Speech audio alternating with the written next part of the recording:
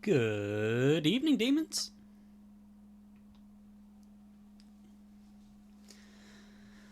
Oh god, why is it? Oh no. Where is it? Where is it? Where is it? Why is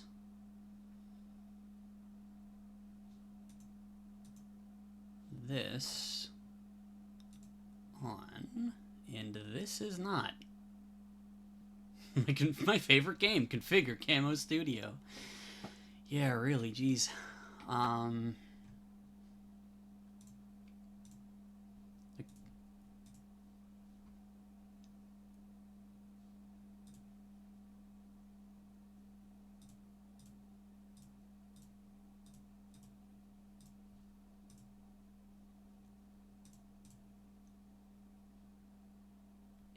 there wasn't a problem with it last week. What the hell? Why is it doing this? Oh, I got a follow yesterday from Singularity VT. Neat, thank you. Um,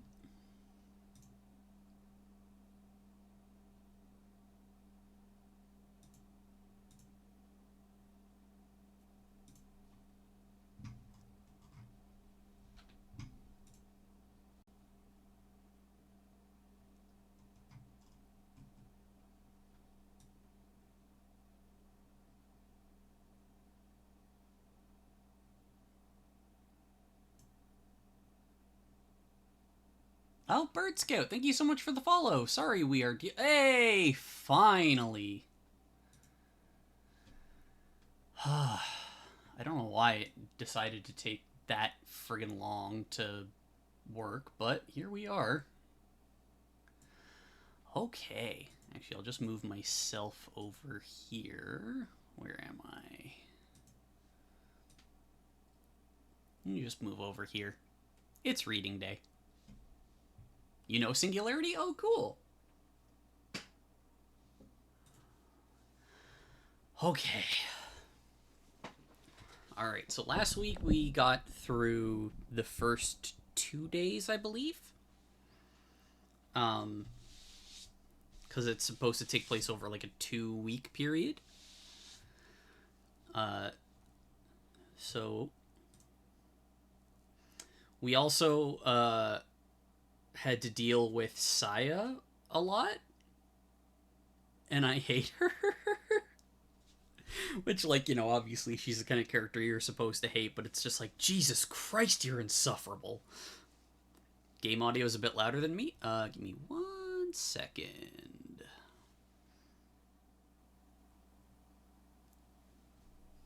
How's now? Is that any better?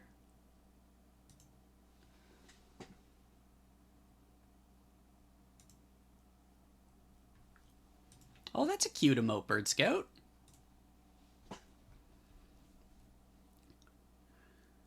Sounds a little better. Here, I've been messing around with my mic setup lately so that I don't have to always have it like right by my face. Because now that I have an audio mixer, I can actually just turn up the gain and still be sitting like a decent amount away from the mic, which is honestly kind of nice. Like I do have the boom arm for it. Hope I'm safe and not in the path of the hurricane. I am in a different country. I'm up in Canada, so we are all safe from the hurricane up here. I hope none of you guys are having to deal with that right now. I actually may have forgotten about it because I was really excited for this. Although I'm at like one of the most southern points in Canada, so we'll probably get like some of the runoff weather from it over the next few days. Dutch Caribbean? Oh, nice. That's a fun combination. Family parties must be wild. Yeah, I got you. But all right, we are now on to day 3, I believe. And we'll see if Momoka actually admits to herself that she likes Aoi.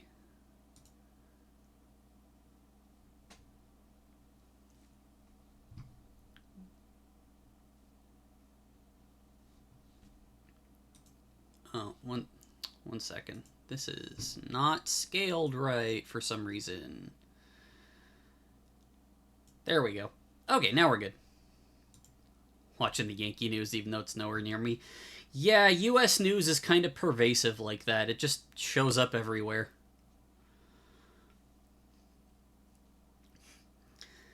Despite Saya's determination to make me and Aoi suffer, I don't see her at all the following day.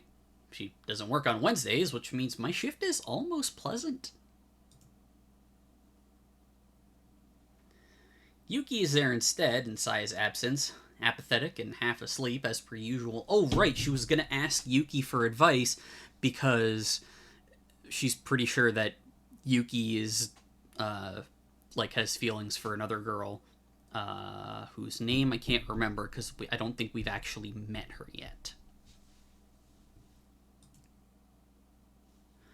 She attends to her duties competently enough, but there's something off about her today. Her eyes are glazed and dreamy, and it looks like she's lost in thought. I wonder what she's thinking about. Himari, maybe? That's it, Himari. They really are close. I've never paid Yuki much heed before, but having a candid conversation with her might be helpful. If I can understand some of her feelings towards Himari, it might help me contextualize my own turbulent emotions, whatever they may be, in regards to Aoi. And so, during a lull in business, I approach Yuki hopefully. Hey Yuki, do you have a minute? Aw, you actually get to see Momoka in her work uniform. It's cute. And Yuki's asleep as usual. Nah. Fucking narcoleptic.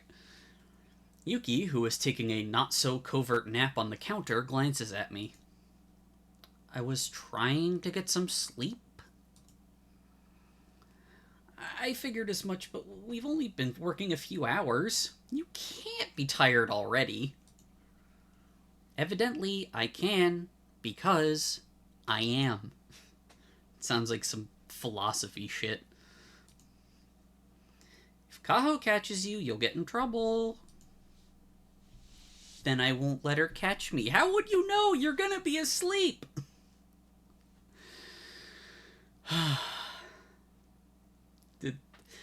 the shit Momoka has to put up with on this island. How can you be so certain? I have my ways. How mysterious. Girls are made of 80% mystery. Yeah, and I don't even know myself that much. Ha! What's the other 20%? Sweets and chocolate. Oh, that's... Yeah. I really want to refute that, but who doesn't like chocolate? I actually knew a few kids. There was one... When I was in elementary school, there was one kid in my year who didn't like chocolate, and everyone thought he was so weird for it. And thinking about it now, I feel bad, because it's just like, the kid just doesn't like chocolate. Like, fuck off. Gonna be a little entranced by the lip-smacking flavor of Soul Hackers, the good one. I can't say I'm familiar with Soul Hackers. I know of it, but I don't know anything about the game itself. But yeah, get your downloads going. Our chocolate crepes, parfaits, and waffles are very popular with our female customers. Told you so. Oh god, that turned into an actual yawn. Yuki yawns again. She yawns so deeply that tears bead in the corner of her eyes, which she has to wipe away with the back of her arm. Yuki's arm is ghostly pale, much like the rest of her. It's shot through with fine blue veins like china. She's very pretty, and her constant lethargy might make her even prettier, but it is a bit concerning. Didn't you get enough sleep last night? I never get enough sleep. I do like how Yuki's kind of a bitch. But it, like, a lot of it probably does just stem from the fact that she gets, like, no sleep. I can believe that quite easily. Yuki's hair is rumpled and her maid's uniform is creased in dozens of different places. Simply sitting upright looks like a challenge for her because her head is drooping. Should you go to work if you're this exhausted? I have to work. I don't have a choice. But why? Momoka, just get to the thing you want to ask her. Jesus, stop snooping. Why are you asking? Well, I mean, I press the tips of my index fingers together coyly. We are friends, right? I must sound a bit too hopeful because Yuki rolls her eyes. Aww. Hardly. But we go to the same school and we work at the same cafe. I've known you since we were in kindergarten. That's all true, but it doesn't mean we're close. You're not my friend, Momoka. Oh, wow, she is bitch. Oh, I've been totally shot down. This girl might be small, but she's so harsh. She really doesn't mince her words. Yeah, she's like a chihuahua. Tiny, but big bark. If you're not my friend, what does that make you? Coworkers? I don't know. A work colleague, I guess? That's it? What would you rather be? I was hoping you'd upgrade me to an acquaintance at the very least. Don't push your luck. We're not that close. Shot down again. Colleague sounds so cold and distant. There's no love to that word at all. Well, yeah, because she only has love for Himari. It hurts, but maybe I should be grateful for what I've got. Colleague doesn't denote much closeness, but it's better than being termed as a nuisance or an irritation or a mongrel. Fucking Saya. I'm sorry if I've been prying into your personal affairs. I'm just worried about you. You've never worried before. Why start now? I was just trying to be friendly. Well, don't. It's tiresome. She'd know. She's always tired. Hey. I need to get an update for my model where I'm doing finger guns. I've barely said anything to you yet. You've said enough. Now, are we finished with our conversation? No, because there's something Momoka actually needs to ask you. Speaking of Aoi, where is she? I don't think this really counts as a conversation. Yes, it does. You're talking, I'm replying. How is it not a conversation? And she has a point. You're just trying to shut me down. I haven't asked what I wanted to yet. How tedious. Yuki sighs. She has very pale skin, but her eyes are always lined with deep purple bags the same color as bruises. Hey, me too. I almost feel like protecting her. But I know that's a foolish thought. Yuki already has Himari, and anyway, she's feisty enough that she doesn't need protecting. She might be small, but so are terriers, and they can be awfully vicious. Well? Yuki's eyes meet mine. What do you want to say? You're willing to hear me out? Do I have much of a choice? Could always wave you away, but you're annoyingly persistent. If you want to ask me something, hurry up. I want to go back to sleep. I guess she's given me her seal of approval? She doesn't look particularly approving. But then again, Yuki never does. Expecting her to wear any other expression would be ridiculous. She's like a bisque doll. They only have one set expression. They don't come with multiple faceplates like some anime. Listen, multiple faces is a relatively new thing. on dolls and figures. Like, maybe in the past 20 years. Maybe 25. I shouldn't expect more from Yuki than she's able to give. That wouldn't be fair. Alright, well, I'm glad I've managed to get Yuki's attention, but now I have it, I'm not entirely sure how to broach this subject. It's a very delicate matter, and I'm still not entirely sure of my own feelings. What will I say, and how can I say it? I glance around the cafe for inspiration, perhaps? Or maybe it's because Yuki's gaze is far too discerning.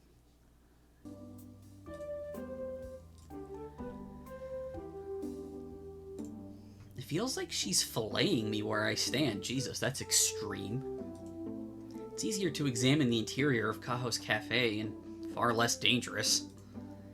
It's pretty quiet right now, and there's only a couple of people seated at the tables, sipping milkshakes and enjoying our golden brown waffles topped with strawberries.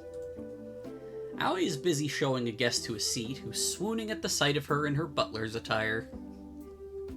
Okay, so she is there. I can practically see the hearts emitting from the girl's head behind the counter. Well, no matter. It's not like anything's gonna happen between them. I hope it doesn't anyway. Momoka! Ah! My gaze snaps back to the small doll-like girl sitting behind the counter. I was so caught up in my Aoi-related thoughts, I must have lost track of things.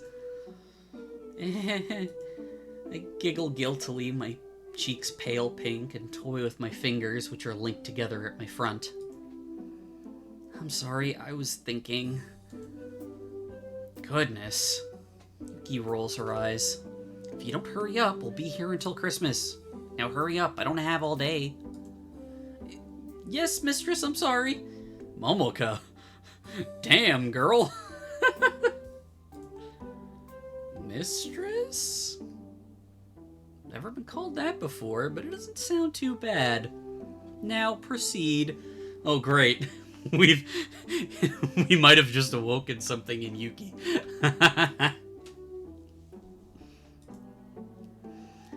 I would like to proceed, but first I need to prepare my heart. Your heart? Yuki raises an eyebrow. You're not going to confess to me, are you? What? No! Where did you get that idea from? Your face is all red? That's not because of you! Thank goodness. Confessions truly are dull. You have much experience? I've received a few love letters in my time. Love letters? I never knew that. Yuki's always been popular, but I thought she was the kind of girl people liked observing from a distance. Everybody's kinda sorta afraid of her, despite her small stature, even some of the teachers. Yeah, when you're a huge bitch, that happens. I'd never be able to confess to Yuki, even if I did have a crush on her. Which I don't. I guess people are braver, or stupider, than I've given them credit for. What did these love letters say, anyway? Why do you want to know? I've never received any myself. I'm curious. Might make good research material for my romance manga. And I also want to know how exactly one would go about confessing to a girl like Yuki. Very well, I'll tell you if you care that much, but don't get your hopes up. None of the love letters I've received have been very inspiring. If I was a teacher, I would give them all Fs. Fs in the chat. How harsh. Who in the world grades love confessions? Has Yuki received so many letters she's grown completely desensitized? No, I think she just naturally has high standards. You'd be harsh too if you'd read as much nonsense as I have. The letters were all the same, whether they were slipped into my desk or my shoe locker. I love you, I can't live without you, I dream about you at night, etc., etc. Yuki recites these sweet nothings in her typical deadpan voice, her eyes cold and flinty. Then she snorts. They were all so unoriginal, they may as well have been templates taken from the internet. Which they might have been. Some people will do that because they get so nervous about their own words. I just panic myself into writing shit down. In fact, I think some of them were.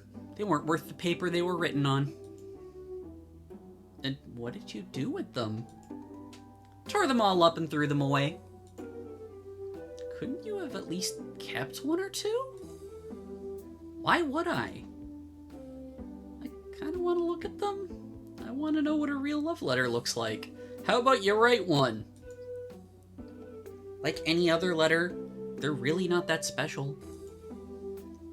It's easy for you to say. I don't see why I should hang on to pieces of trash that have no sentimental value to me. They were clogging up my desk and making a mess, so I got rid of them. Like, fair. Harsh, but fair. If the people who wrote those confessions truly meant what they said, they would have told me to my face, but they didn't. Why? Probably because they're scared of you? Then they never loved me to begin with. They just loved the idea of going out with me. Isn't that the same thing? No, it's not. The fuck it is not. Yuki shakes her head.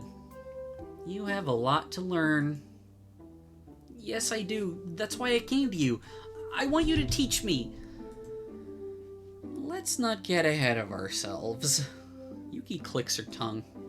Though I have no romantic interest in you at all, my opinion of you would be doubled if you had confessed to me in person. Speaking your feelings aloud, rather than writing them down, takes real courage. Courage not even I have mastered yet. Oh, so she's in love with Himari, but she hasn't been able to say anything. Oh, what's that supposed to mean? Nothing. It's plainly not nothing, but I decide to let the topic slide. I'll probably make Yuki uncomfortable if I latch onto it, and then she won't want to talk to me again. I just want one ally to help me navigate this mad maze of emotions. So, what did you want to discuss? If you don't have a crush on me, then... A smile thinner than the blade of a knife captures Yuki's lips. She's like, oh, I see.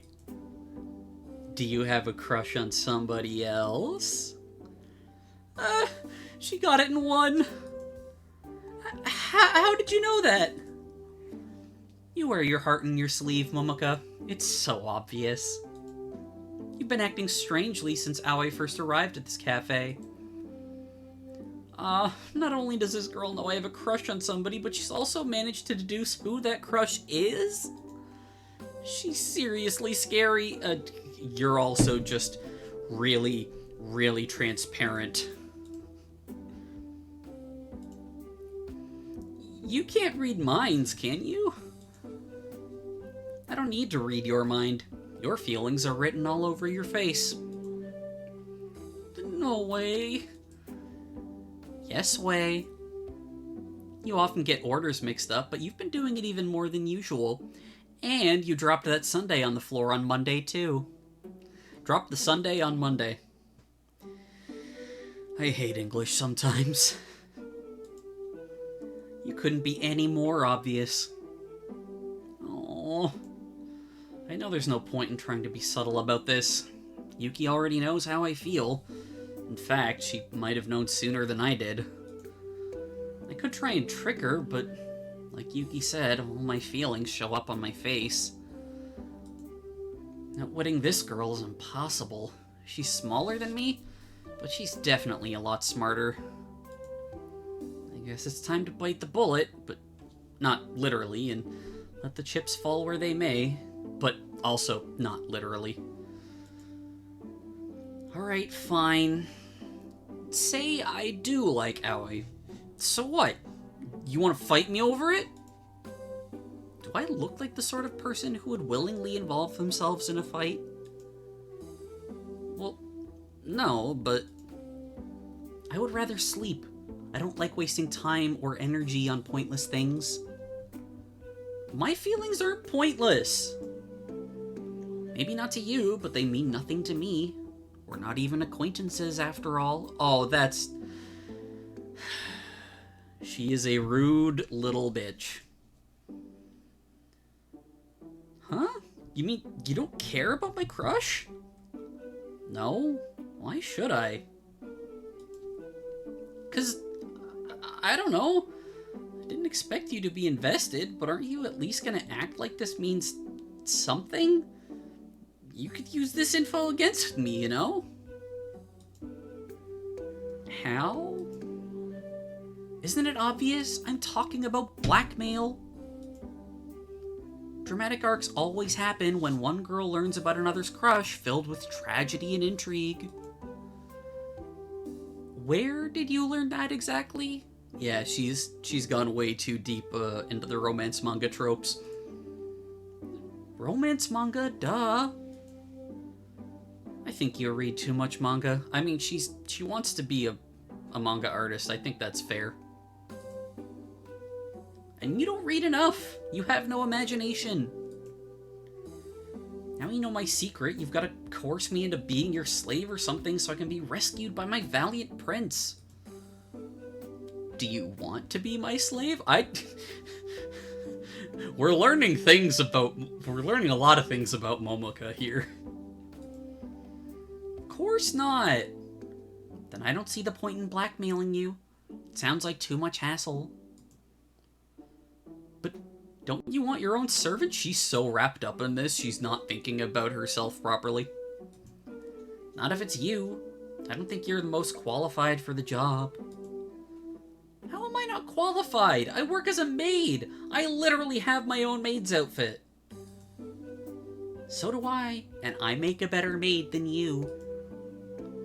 No way, you always fall asleep on the clock. I might fall asleep, but at least I don't mix up orders or drop plates on the floor.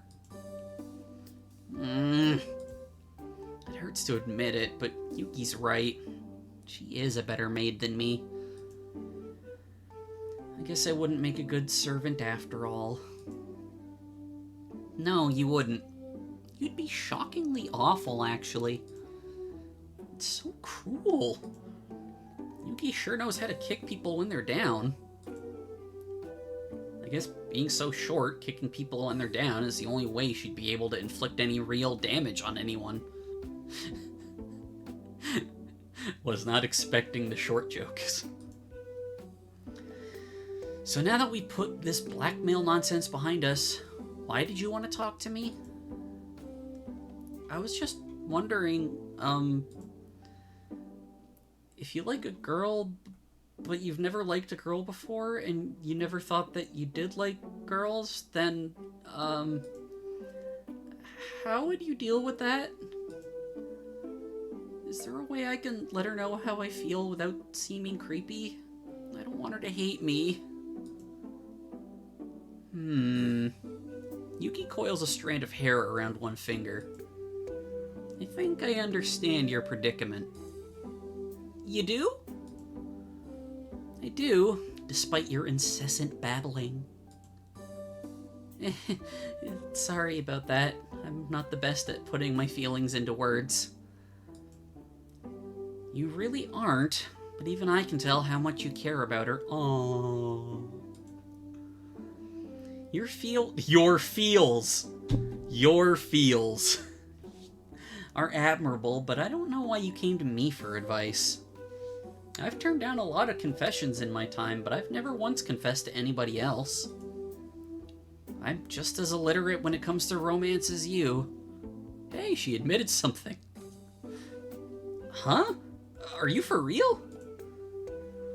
I'm being very real. Yuki blinks at me, her eyes large and misty. Her expression is blank, as per usual, but I think I can detect a hint of sadness in there. Oh, okay, so Himari is like her best friend, and she's in love with Himari. But if Himari likes her back, she has no idea. I thought Yuki, like a bisque doll, only had one standard face for any and all circumstances. Maybe I was wrong. Her expression does change, albeit incrementally, like the cycles of the moon. I'm sorry, but I don't know if I can help you. I'm just as inexperienced as you are. But that can't be true! What makes you say that? Isn't it obvious? Everyone knows that you and Himari are... At that moment, the bell over the door of the cafe rings. I turn my head, so does Yuki. Please tell me it's Himari. Ah! Yeah. Of course it is. There, standing in the entrance of the cafe, is a girl that I know well, but I'm sure Yuki knows her much better than me. It's the subject of our little conversation, Himari herself in the flesh. Yuki's always been pale, but her face turns a downright ashen the moment she sees Himari. Her dead-eyed stare would almost be funny if it wasn't so unprecedented. I don't think I've ever seen Yuki panic before. I didn't think she cared enough about the world around her or the people who inhabit it to let herself get flustered. I suppose it's different when it comes to Himari. Himari's the only one who can coax expressions out of Yuki's cool, frigid little face other than boredom and apathy. But when I see them at school together, Yuki's usually smiling. Why, then, does she look so anxious? Isn't she supposed to be Himari's friend? Aren't they more than friends? That's what I always thought, but... Oh, good, I don't think she's seen me yet. Yuki slides off her chair and crouches behind the counter, her arms wrapped around her thighs. Momoka! Yes? What is it? You have to cover for me! Cover for you? I frown, the gears in my head whirring as I try and fail to comprehend the situation. What's going on? I don't want Himari to see me. Not in this maid dress. In this cafe. Doesn't she know you're working here? No, and I want to keep it that way. That's why you have to take her order. I can't. But why? You didn't have some kind of argument, did you? No, that isn't it, but hurry, you need to distract her. Then I can hide in the break room. I don't really get why you want to hide, but sure, I can help you. I guess I owe it to her, since Yuki sat there and let me vomit up my feelings all over myself without comment. She might be sarcastic for such a pint-sized brat, but I don't think she's a bad person. Not like Saya. Saya's a huge bitch. I've never seen her look so anxious before, and while it's rather amusing, I do feel sorry for her. You will tell me what's up with you and Himari later, though, won't you? Why should I? We're not... Friends, I know. But you listen to me, and now I want to listen to you. Doesn't that make us closer than colleagues? We don't need to be friends, but acquaintances isn't a bad place to start, right? That's underhanded. You shouldn't do favors for people and expect a reward in return, you... Hello? Is anyone going to show me to my seat? Oh, fine, we can be acquaintances or whatever you want. Just don't let Himari know I'm here, okay? Alright, you can count on me. With Yuki incapacitated, I try to deal with Himari as best I can. Well, I say deal with, but Himari's pretty easy to get along with. She might be Yuki's best friend, but they're total opposites. Himari is chatty, where Yuki is silent, cheerful where Yuki is dour, kind and helpful where Yuki is cold and apathetic. Himari recognizes me the moment she sees me, and greets me like we're long-lost friends. Oh, Momoka! I thought it was you, but I wasn't entirely sure. You look so different when you're not wearing your school uniform. Is that a bad thing? Not at all! That maid's dress is really cute! It's so sweet and frilly! You look adorable! Her praise makes me flush with pride, but I try not to take it to heart. Himari compliments everybody. She even said the fruit flan Saya made in cookery class looked good, though it was all burnt around the edges and the top had collapsed. I lead Himari to a table, and she chatters to me companionably all the while. After some pondering over the glossy menu and an earnest request for my own recommendation, she eventually orders the blueberry pancakes. She eats her food in around 10 minutes and has nothing but praise for me when I come to take her dirty dishes away. That was delicious. I don't know why I've never come here before. Thank you, Momoko. You really are a wonderful waitress. I'll keep this place in mind next time I'm feeling hungry.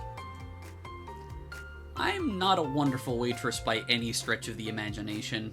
Himari's only being nice to me because that's what she does. She's nice to everybody. Listen, she might genuinely think that you are a wonderful waitress. It makes me wonder why, despite being so popular at school, she opts to spend all her time with Yuki. I don't really get their relationship. I thought Himari and Yuki were a couple. I think most people at my school do, save the few boys foolhardy enough to write Yuki love letters. But maybe I was wrong. Before she leaves, Himari cheerfully exclaims, "Maybe I should come here with Yuki. She loves sweets and I'm sure she'd adore this place." Yeah, about that. I don't tell Himari that Yuki is more well acquainted with this cafe than she believes. That would ruin all my hard work. Instead, I say, "Oh, really? Do you go out to eat with Yuki a lot?" That's right, we've sampled most of the cafes on Omorishima together already. But not this cafe? No, it really is quite peculiar. Yuki will go almost anywhere with me, but whenever I suggest this place, she always turns her nose up at it. I wonder why. It would be nice if we could come here together, but... Himari sighs. Oh well. When Yuki gets an idea into her head, there's no arguing with her. I love Yuki a lot, but she really is stubborn. You love her? Does she mean it as a friend, or... That's right. How could I not love her? She's adorable. I particularly love watching her eat. She stuffs her cheeks full of food like a little hamster. Oh, that's adorable. You make lunch for Yuki every day at school, right? That's right. If Yuki had her way, she'd probably eat junk food all the time. But that's no good. I want her to eat a healthy, balanced diet, so I work hard making her nutritious lunches. She needs to eat some meat and vegetables, too. You really do look out for her, don't you? I do my best. Yuki's so cute and small, I just want to scoop her up and hold her close. God, what a goober. She gets tired a lot and she has a weak constitution, so I like pampering her. Sometimes I feed her with my own chopsticks. This is why everyone thinks you two were dating. And then when we finished eating, she rests her head on my lap and takes naps on the school roof. One of them is dense as hell, and it's probably Himari. Aw, she's so cute. Her sleeping face is the most adorable sight of all. Anyway, Himari clears her throat. Has she finally come back from Planet Yuki? I'd like to thank you once more for the food, Momoka. I hope I can persuade Yuki to come here sometime too. Speaking of which, Himari ponders while glancing around the cafe. I wonder where Yuki is. I haven't seen her very much this summer. I've wanted to spend more time with her, but she's always busy. I've asked her what she's been doing, but she won't tell me. It's most perplexing. I see. I glance to the break room, the guilty rash spreading across my cheeks. I know exactly where Yuki is, but I can't exactly tell Himari that. Maybe Yuki... Ugh. Maybe Yuki's busy with her family. That could be it. I thought that too, but if she was having any issues at home, I would appreciate it if she told me. We are supposed to be friends, after all. At least, that's what I thought, but... Oh well, I shouldn't be too greedy. I take up all of Yuki's time at school as it is. I understand if she wants a bit of a break. I don't want to suffocate her. Thank you for listening to me, Momoka. I apologize for bothering you while you're at work. I'll see you later. Mari waves to me, then takes her leave. The bell above the door jingles with her departure, just as it did to announce her arrival. I stand there for a few moments, watching her retreating back, before I heave a heavy sigh. That was more than a little awkward. Made me feel pretty darn guilty, too.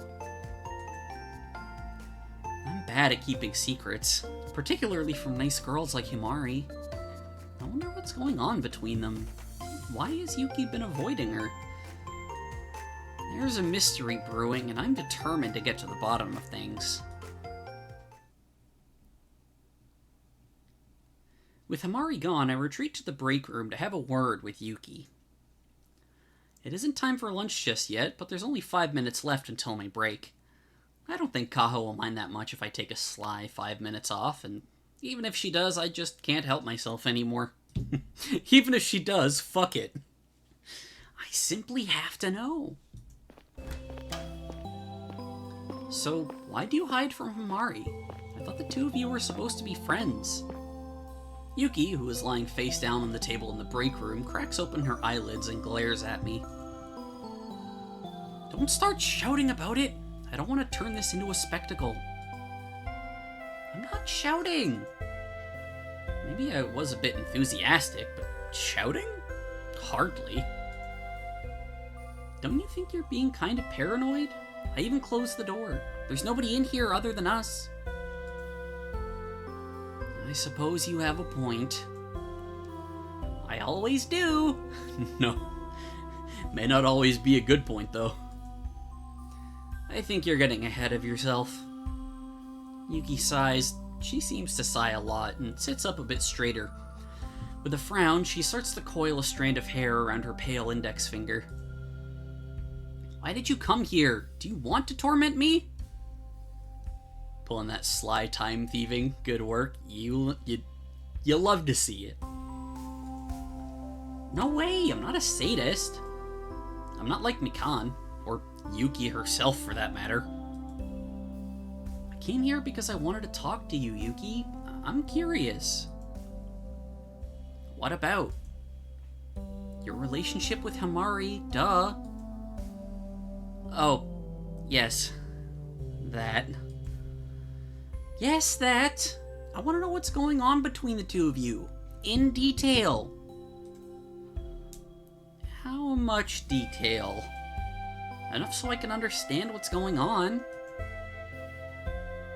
So you can write a lurid manga series about our trials and tribulations?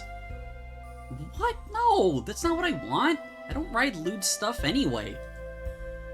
I'm asking because I want to get to know you better, Yuki. We've lived on the same island all our lives, and we've known each other since we were kids, but I feel like I barely understand you. It'd be nice if we could get a bit closer. And I'd like it if you could trust me. Besides, I puff out my chest proudly. I helped you just now, so I think you owe me a favor. Wouldn't be fair to leave me in the dark after all that. Goodness, what an annoying child you are. Hasn't anybody ever told you that life isn't fair? Might have heard it once or twice, yeah. But this isn't only unfair to me, it's unfair to Himari too. I know you don't care about me, but I thought you at least cared about her. I do care about her. I care about her a lot. Then listen to me for once in your life. Himari talked to me earlier before she left the cafe, and do you know what she said? Yuki tries to look uninterested, but I see her shifting in her chair. What did she say? She said she wanted to spend more time with you and she misses you a lot. She wants to know why you're avoiding her. Why haven't you told her you're working here? Why has this gotta be such a huge secret?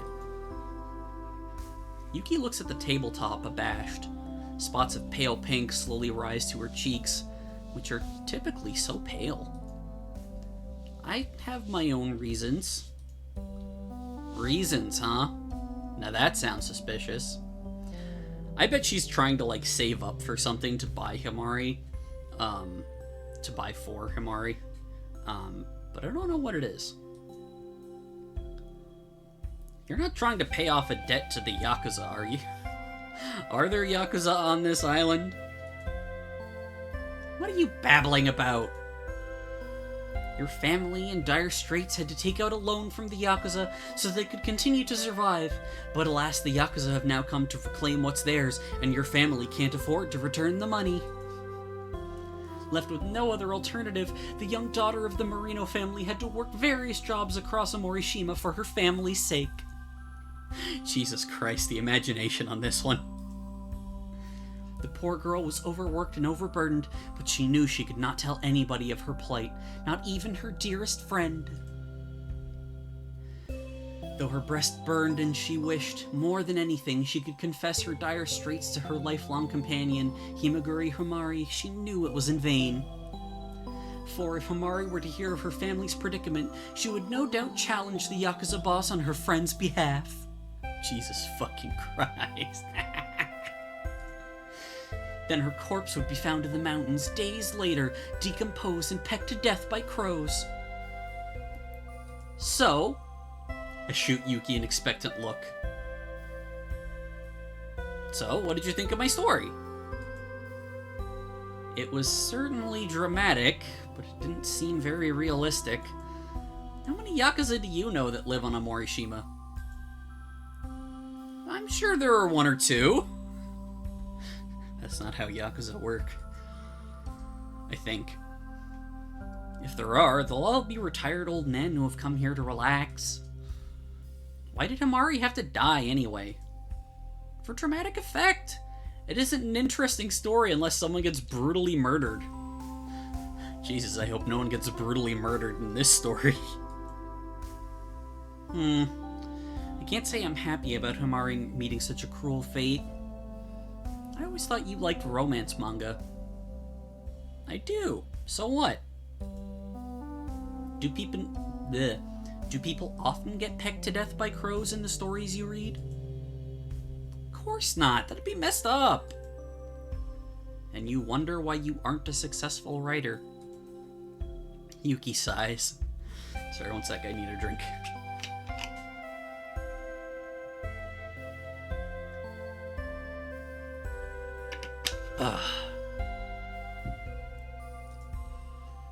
Very well. If you're that interested in my circumstances, I suppose I can tell you. It'll be better than you creating all these wild fantasies inside your head anyway. Yay! I sit down opposite Yuki and give her an encouraging smile. So, what is it? What's the problem? There isn't a problem. What? Then why are you avoiding your best friend? It's not that I'm avoiding her, per se. Or, well, I suppose I am, but it's complicated. You didn't have an argument, did you? No, it's nothing like that. It's just... Yuki traces the tip of her index finger against the table, a thoughtful look on her face. It's Himari's birthday next week. Did you know that? No? What's that got to do with anything? Called it! She's saving up to buy Himari a birthday present. That's why I decided to take a part-time job this summer. Himari's done a lot for me over the years. When I started preschool, I was this shy and awkward girl who didn't know how to make friends. I was smaller than everybody else, even then, and the other girls were too afraid to push me on the swings or down the slides. I think they were worried about hurting me. Sometimes the girls would play with my hair or compliment my clothes, but they never really talked to me like I was a real human. Don't you remember that, Momoka? Huh. Well, now that she mentions it, I do remember that. If Yuki's small now, she was even smaller back then. So tiny, I was afraid if I asked her to play with me, I might crush her. I didn't really talk to Yuki back then. Nobody did. Nobody other than Himari. She was the only friend I had. She's still my best friend, and she's very precious to me. Nobody else can compare. She can be a bit overbearing, but I'm grateful I have a friend like her. It wouldn't be an exaggeration to say that I love her. I adore her. Oh, Yuki. Her confession is so unexpectedly earnest and heartfelt, particularly coming from this cold girl, that I feel my heart aching in sympathy for her. So she does love Himari, not just as a friend, but something more. I knew it. There's no way the cold, aloof Yuki would ever let anybody pamper her like Himari does if she didn't have a tiny crush on her. But that being the case, if you adore her, why are you avoiding her? I already said I'm not. It turned out that way. I already told you it's because of Himari's birthday. I want to get her a nice present so she knows how much I care about her. But before I can do that, I need to make some money. If I wanted, I could ask my parents to give me some extra spending money, but that wouldn't feel right. Himari's gift wouldn't have enough meaning if I hadn't worked for it myself.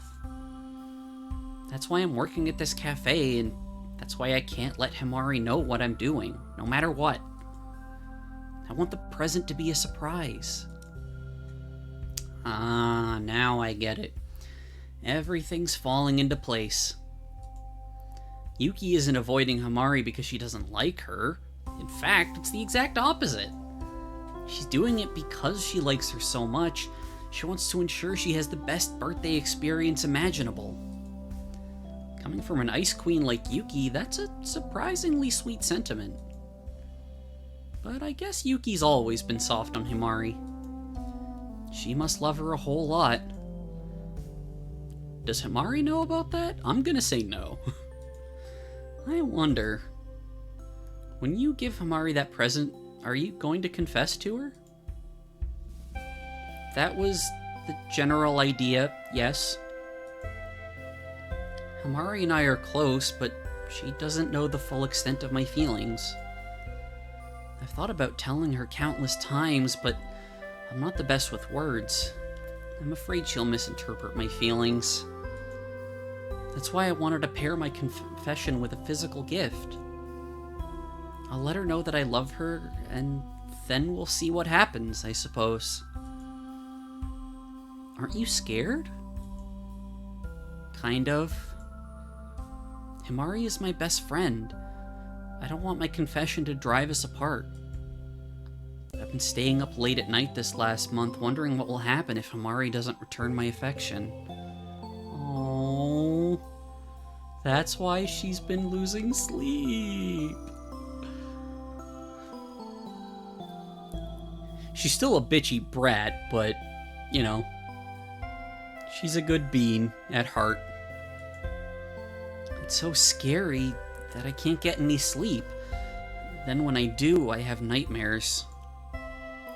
Ah, so that explains why Yuki's been looking so tired lately. She often looks tired. Being pale and interesting is part of her aesthetic.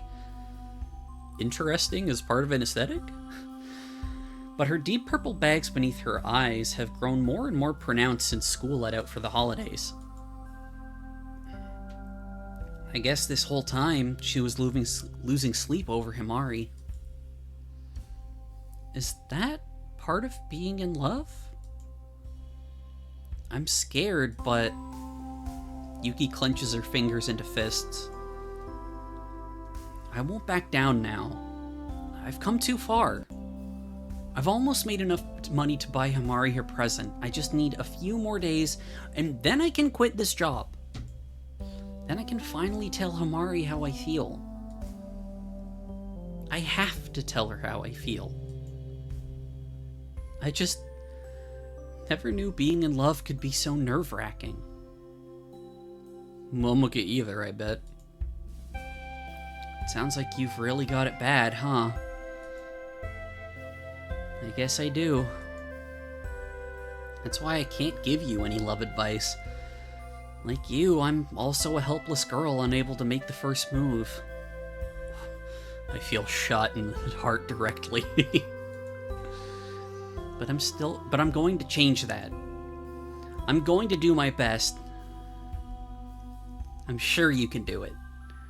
Fired up by Yuki's oath of determination, I can't help but rise to my feet and give her a round of applause. I thought you were gonna say a hug, not a fucking round of applause. I'm rooting for you. It's not like I need your support or anything, but... thanks, I guess. You might not be so very terrible after all. Thanks for the fucking compliment. Oh my, what's this? Is Yuki actually praising me? Has she finally accepted my friendship? I never thought this day would come. It must be a miracle. But wipe that stupid smile off your face. And stop clapping, it's embarrassing. Maybe not. Sorry, I couldn't help it. You sounded so passionate. I bet Aoi'd be impressed if she heard you. No! Yuki is it glowers or glowers? I never fucking know. Yuki glowers at me, her lips pursed into a fearsome pout.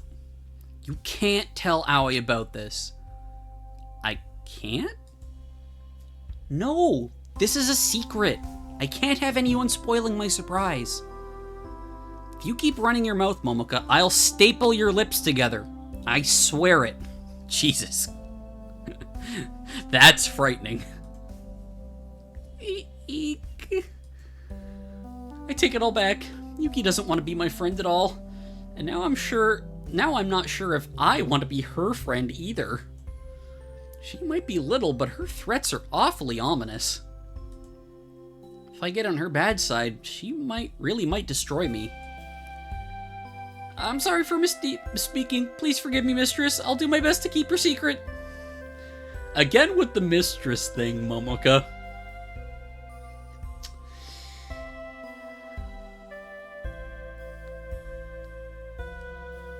Glower rhymes with flower. Thank you. Thank you.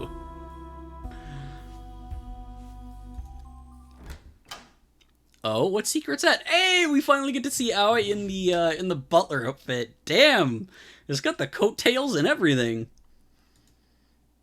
Yeah. Oh. Of course, Aoi would choose this exact moment to step into the break room. She's wearing her butler's uniform and her hair is tousled from hard work, but she has a bright smile on her face regardless. Aoi always smiles. It's one of the qualities I admire most about her. But now, her smile feels very out of place. Why are you both so quiet? I'm always quiet. True, I guess. But this isn't like you, Momoka. You're looking at me like I've grown a second head. I don't have anything on my face, do I? No, that isn't it. It's just, how much of our conversation did you hear exactly? Not that much, just something about secrets, which sounded pretty suspicious. What secrets are we talking about here? My interest has been piqued. Curiosity killed the cat. Whoa, let's back things up a sec. Are you threatening me? Maybe. Oh, come on, don't be like that. If my colleagues are having a heated discussion in the break room, don't I deserve to know? Who wouldn't be curious? I mean, I wouldn't say you deserve to know, but I get the curiosity. Jeez. Yuki rolls her eyes. Now I see why Momoka likes you so much. You really are alike. That's right, we're good buddies, Momoka and me. That's why she's gonna spill the beans. Oh no. Won't you tell me what you were talking about? I'm sorry, but... Listen, just tell her Yuki threatened to staple your fucking mouth shut. I can't tell you, Aoi. It's a secret. How strange. Aoi frowns. You weren't talking about me, were you? No, why would I do that? Well, I don't know. Maybe you were telling Yuki about the annoying new girl who's shown up from Tokyo, sleeping in her bedroom and acting all buddy-buddy with your family. You've been nice enough to me, but I wouldn't be surprised if you were a little upset. No, that's not true. I'm not upset. Don't be so full of yourself. You have nothing to do with this. I couldn't care less about you. Well, that's good to know, I guess. God, that's certainly a way for Yuki to resolve it. I don't really think you'd gossip about me, but I couldn't help but worry. Maybe you can call it force of habit. Are you used to people gossiping about you? Happened all the time at my old school. Not like I cared. Well. Aoi reconsiders, scratching her cheek with her index finger. Maybe it did bother me, just a tiny bit, but I tried to ignore it. I didn't want anybody to know it got to me. That would have made it even worse. That's old news, though. We're not talking about me right now. I want to know what's up with you. I didn't think you were the sort to keep secrets, Momoka. We've only known each other for 3 days. How do you know what I'm like? I think I'm a fairly good judge of character, and you're pretty transparent. She has you figured out, Momoka. Not that that's very difficult. Oh, shut up. Why is Yuki acting so high and mighty when I'm trying to protect her secret here? I'm doing her a favor. Been doing Yuki favors all day, but I don't think she respects me at all. She only has eyes for Himari. Who knew love was so selfish? I don't want to be pushy or anything, but you weren't discussing anything serious, were you? It's precisely because it's a serious matter that I can't tell her. I'm afraid if I break my pact with Yuki, she'll make me swallow 1,000 needles. Ugh. It's fine, really. It was just girl talk. I don't think you'd be interested. But I'm a girl, too. I know, but our conversation was nothing special. We were talking about fashion and sweets and the Yakuza. I'm so happy they brought that back. That's right, the Yakuza. You didn't miss out on anything, really. What did the Yakuza have to do with anything? Your family isn't in financial trouble, is it? I'm so... They share the same brain cell. Terrible trouble. If I don't work hard, Men in Black will arrive at my door to harvest my kidneys. But I haven't seen any Yakuza on Omorishima. Of course you haven't. They're all hiding. Well, I don't believe this story for a second, but that's probably more exciting than the truth. I guess I'll let it slide for now. But Omorishima sure is an interesting place. I don't think I've had this much fun in ages. She's such a good, excellent dork. So, what did you girls do today? Did you have fun? Yep, I had lots of fun. Aoi beams cheerfully as she digs into today's meal, simmered mackerel and miso sauce with a side of white rice and tempura. I got to spend more time with Momoka's friends, and they sure are interesting. I'm glad to hear it. I guess Aoi had a good time then? Mikan looks at Dad askance. Mom, Dad, and I sign around Mikan all the time, but obviously Aoi can't do that. That means during the last few days, Mikan's only been privy to about half of our conversations. This isn't Aoi's fault, and I doubt Mikan's blaming her for it, but it must be irritating nonetheless. That would explain why my lovely little sister looks so peevish. Oh yes, by the sound of it, she had a blast. Is Mikan talking about me? Aoi grins. I had a whale of a time, thanks for asking. She said she had a great time. Dad translates on Aoi's behalf while Mikan frowns. What's so nice about going to work in a cafe? It sounds boring. Maybe to you, but some people find work rewarding. Sounds like Aoi's been enjoying herself. She even got to meet some of Momoka's friends. Okay. I'm hoping that Mikan's retort is, Momoka doesn't have friends. Called it! Oh, really? I didn't know you had any friends, Momoka. That's not true. I have Rika and Yako. Are you sure they're your friends? I think they're just pitying you. Alright, that's enough from you. I reach across the table and ruffle the top of Mikan's head hard so she squirms. Mikan pushes me away and signs an angry response. Don't mess around with my head. I'm not a kid. You're gonna ruin my hair.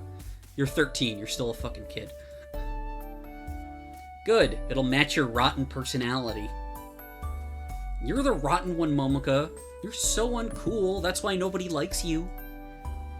That's not true. Aoi likes me. Not as much as you wish she did, though, huh? You... My finger's still in midair, like the conductor of an orchestra. How can I counter that? Oh, whatever. I sink down in my chair. The best part is, the dad is just probably watching this interaction and is like, so that's how it is, huh?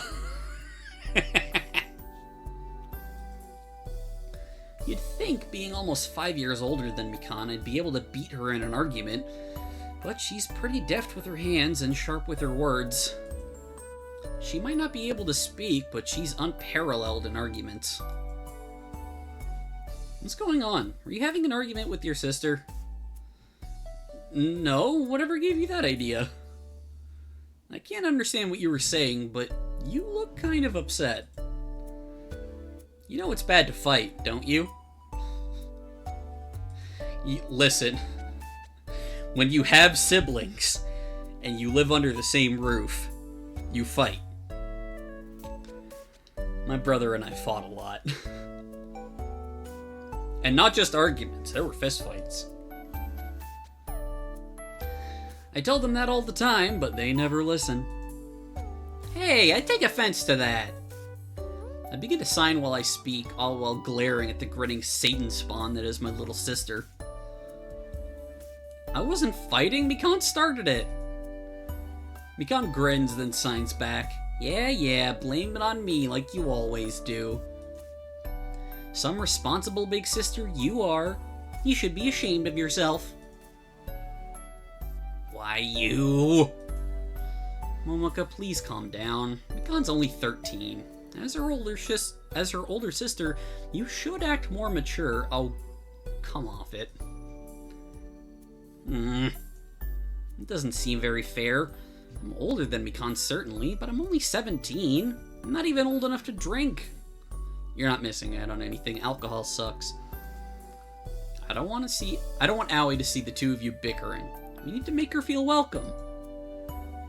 You've done plenty to make me feel welcome already. I'm having a lot of fun. I like watching Mikan and Momoka talk, too. You do? Yeah, I think it's pretty cool you can communicate with your hands like that. Though it seems like the chopsticks get in the way. Yeah, that's a good question. Just a little. It can make mealtimes a bit tricky, but I've grown accustomed to it. Wow. Owie whistles. I don't know much about signing, but it seems pretty useful. It has its uses. I struggled to pick it up at first, but Momoko was only a child when she started lessons, and she's surprisingly adept at it. Yeah, that's because children learn faster than adults. Why is that surprising, exactly? Well, I would never want to insult you, dear. But you did. Of course not. That's Mikan's job. One I'm very good at, if I do say so myself. See? She's a little shit. But your English grades do leave a bit to be desired. It's not like I need to learn English. I'm never gonna go to England. Sign language is different, though. I love how her first go-to is England and not just, like, you know, most of the English-speaking world. They also have a much easier time training their muscles. That's true. I needed to learn so I could talk to my own sister. So I did. I started having lessons when I was 6. At this point, it's second nature. I've been studying English from about that age too, but it never seemed to stick. Yeah, well, English is a terrible, terrible language. Well, yeah, I don't have to use English every day. Unlike English, sign language is an indispensable part of my life. Without it, I wouldn't be able to have a relationship with Mikan, good or bad. Now that's a depressing thought. Why are you bringing up my English grades anyway? Are you trying to pick on me? I'm not picking on you, dear. I'm praising you for your adaptability. Dad speak. Really? It doesn't feel that way to me. I'm impressed too. I don't know any language other than Japanese, but signing seems like fun. I guess. I thought it was pretty fun when I started learning it too. It's a lot more involved than English, where you have to sit down and write endless verbs and nouns and pronouns. In sign language, you can actually move your body around a bit. That's perfect for a restless girl like me who hates sitting still and taking notes. But you'll sit still so you can draw. Hey, Momoko, I was thinking, we have a day off work tomorrow, right? Oh, that's right. I only work 4 days a week. It's Thursday tomorrow, which is my day off. Aoi's schedules match up. Bleh. Aoi's schedule matches up with mine, so she has the day free too. This week's been so frantic, I almost forgot. Why don't you try and teach me some sign language? I'd love to learn. Are you sure about that? Yep, I'm a bit dense and not the best with academics, but I'll give it my best shot. Aoi's like me. I'll try it. I can't promise I'll be good at it, but I will try it. I feel kind of bad not being able to speak to your little sister, especially when she's so cute. She might look cute on the outside, but you'll be sorely disappointed when you figure out what she's saying. Is Aoi talking about me? Mikan grins. Has my cuteness won her heart? Yeah, right. Dream on. So Mikan's a bit of a firecracker, huh? You could call her that. My Mikan is rather outspoken. She doesn't mince her words. Which is just a nice way of saying she's rude and ungrateful. Dad doesn't sound particularly upset about the conduct of his youngest daughter, though. Instead, he smiles, his eyes creasing in the corners. If I was half as irritating as Mikan, I doubt Dad would smile at me like that. I think he's just relieved that, despite being deaf, Mikan is more than capable of standing up for herself. A little too capable, actually. Mikan sounds like a blast. If she's half as funny as her older sister or her sister's friends, then she should be hilarious. Ah, yes. Hilarious. Being insulted all the time is very funny. she tries to insult me, I'll pick her up and hang her upside down. Ha! You can do that? Sure I can. I'm pretty strong, see? Aoi laughs and flexes her muscles. So, will you teach me sign language tomorrow? I'm gonna be here a while longer, and I'd love to get I'd love to let... Oh my god, what is with me today? And I'd love to get to know your family better. All of your family. Well, I don't know. Sign language is pretty tricky, and I'm not the best teacher.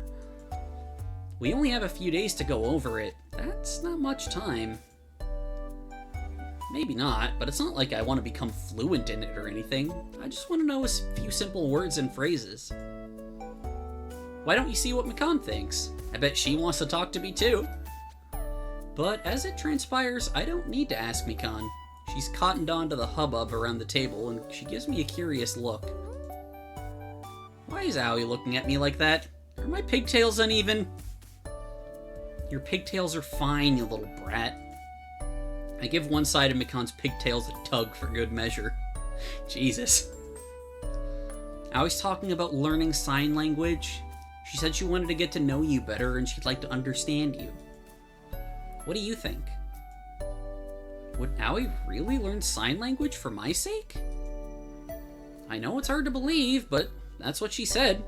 I can't tell how serious she is about it, but she seems willing enough to give it a shot. And then I'll be able to speak to her properly? That's the idea. I don't know how much use I'll be, but I can show her some basics. That sounds like fun! I want to talk to Aoi too. I'm tired of being left out of your conversations. Well, you're a child. They're teenagers. They're gonna leave you out anyway. Let's study sign language together!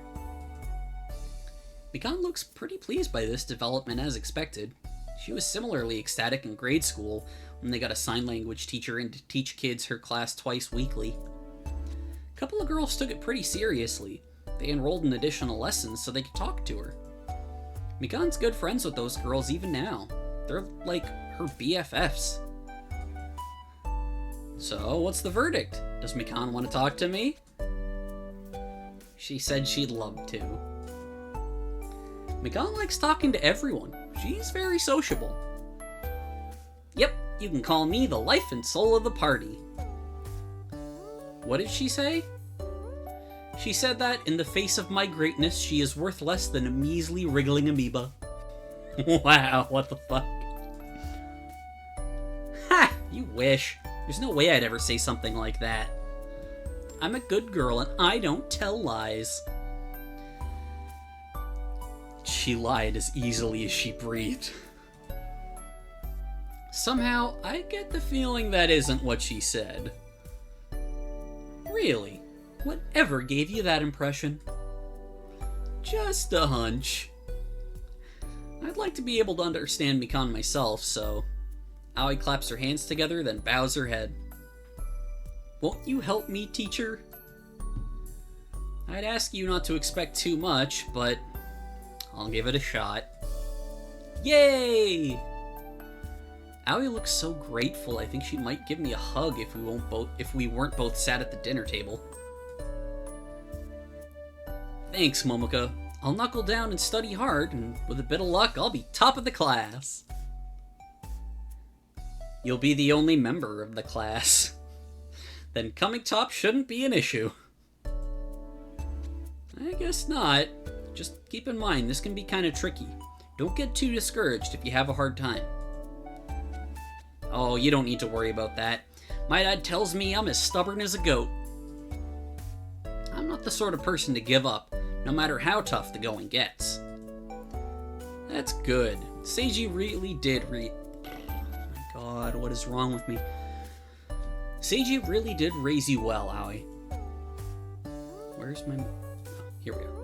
In fact, I had an idea of my own. I'll be off work tomorrow, and Mikan should be at home too. We'll be together, so... Dad glances at Mikan. Would you three girls help me cook dinner tomorrow? I can teach Aoi a couple of simple recipes like I promised. Then we can study sign language afterwards while we're at the dinner table. Doesn't that sound like fun? We'll be just like a family. Yay! I like cooking with you, Dad.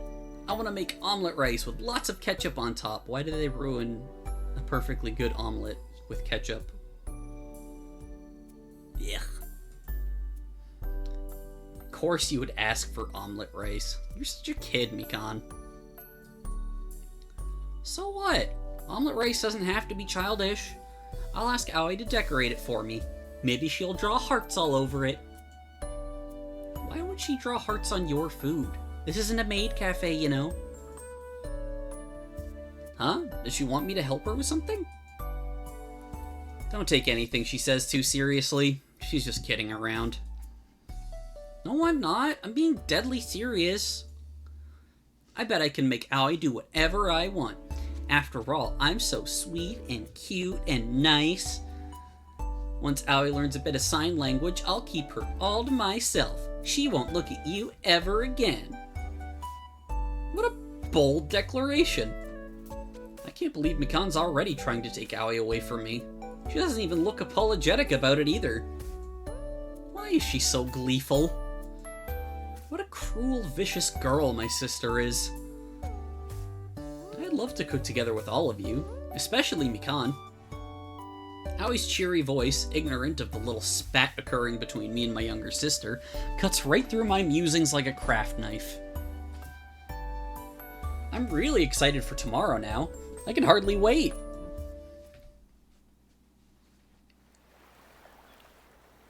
And then it's tomorrow.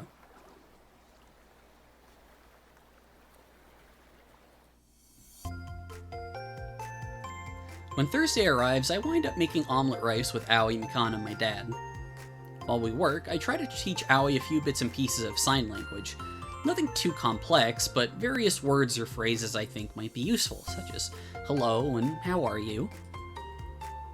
Teaching sign language while turning over an omelet in a frying pan proves to be a bit of a tricky task, however, and I have to devote myself to my work more completely so I don't make a mess. Too much of a mess. Aoi observes Mikan as she works, one hand beneath her chin. Oh, whipped into shape. Mikan shows off her cooking skills. I see. When you whisk eggs like that, they end up all light and frothy. You're good at this, Mikan. Now he's right about that. Mikan might be younger than me, but she's far superior at domestic chores than I've ever been. Whenever Mikan has cookery class in school, she always comes back home with Tupperware boxes filled with delicious slices of roll cake, chocolate tarts, or castella. Hang on, I'm gonna look up what castella is. This is like the third time I've had to look up a kind of food while reading this VN.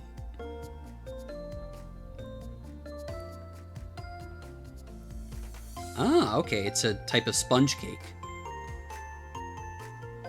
It looks tasty, too. She's like a magical kitchen fairy. Yeah, the mean kind of fairy. Right now, she's busy whisking her eggs, her eyes narrowed in concentration. The smell of egg permeates the kitchen, but it doesn't feel particularly overpowering. Rather, it's mellow, mild, comforting smell that makes my mouth water. Mikan's sure giving this her all, huh? She's way handier in the kitchen than my old man. I don't know if that's very hard. Seiji used to live on instant noodles during our uni days. He's the exact same now. Hasn't changed at all. If it wasn't for Micah, I'd be eating convenience store rice balls for all my meals. Aoi tuts and shakes her head. Mikan's in a league of her own. I'd bet she'd make an amazing housewife someday. Mikan's much too young to think about marriage right now, but thank you. I'll pass that comment on. Dad laughs, but I don't dignify that with a response. Instead, I stew quietly, my gaze focused upon my own half-formed omelet. Why has Aoi gotta compliment Mikan so much? It's not like Mikan can even hear her. What about me? You might make a pretty good bride too, Fujitaka. And now she's going after my father? Does this girl know no shame? Probably not. I want to abduct one of you and take you back to Tokyo. Then I won't have to eat rice balls anymore. I don't want to go back to eating convenience store food after all this. You've spoiled me. Sorry for upping your expectations too much, Aoi. That's why I'm trying to teach you a bit about cooking, though, isn't it? So you can make delicious hearty meals back home all on your own. I know, but I don't know if I can really do it. Mikan's way better at this than me, and she's way younger. She's like some sort of prodigy. Normally, Mikan would gloat upon receiving such praise, but she remains impassive to Aoi's words because she can't read lips. In fact, Mikan's so focused on her food, she doesn't even lift her head. To be honest, I'm kind of glad about this. Mikan doesn't need her big head inflating any further. I'd be more than happy to leave her ignorant of Aoi's praise. But of course, Dad has to take it upon himself to act as the messenger. I guess parents like hearing their kids being praised because his face is flushed with pride when he taps Mikan on the shoulder and signs. Aoi had something she wants to say to you. Mikan sets her bowl and whisk aside, then signs back. What's that? Did I make a mistake? No, it's nothing of the sort. She was complimenting you, actually. She's very impressed. About a few eggs?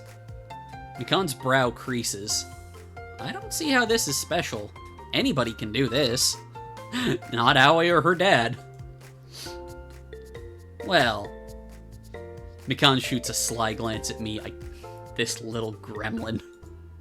Almost everyone. I grit my teeth together. Why does she always have to hit me where it hurts? Momoka's never been the most gracious in the kitchen, but she gets the job done. If you like eating burnt, crunchy omelets, I guess. Dad laughs while my face darkens. Why is everybody picking on me? I guess you're gonna be the real star of the show today then, Mikan. Of course I am. I was born to be a star. Born to be a brat. Why don't you help Aoi make her own omelet? You can show her how it's done. It would be my pleasure. I like being relied on. It makes me feel wanted. Ooh, is Mikan gonna help out? Yes, she is. She sounds quite enthusiastic about it. Great, I'd appreciate any help I can get.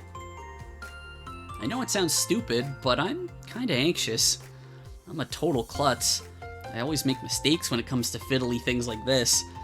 I used to use too much force when I crack eggs, and they just implode.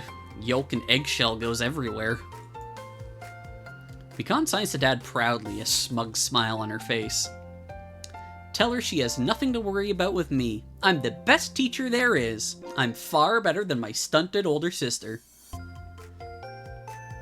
Mikan says you shouldn't worry. She's a good teacher and she'll help you. I have to help my friends in cookery class all the time. Everybody looks to me for advice. They know I'm the queen of the kitchen. Mikan says she helps her classmates in cookery class all the time. This shouldn't be any different. That's awfully nice of you. I hope I'm not too much of a disappointment. Dad signs this back to Mikan, who replies, Don't worry, you can't disappoint me. Not so long as you try your best. I have faith in you, Aoi. You can't be that terrible at cooking. At least, she shoots another pointed glance in my direction. Not as bad as somebody I know. Ow. All these poisonous comments are seriously starting to eat away at my self-confidence.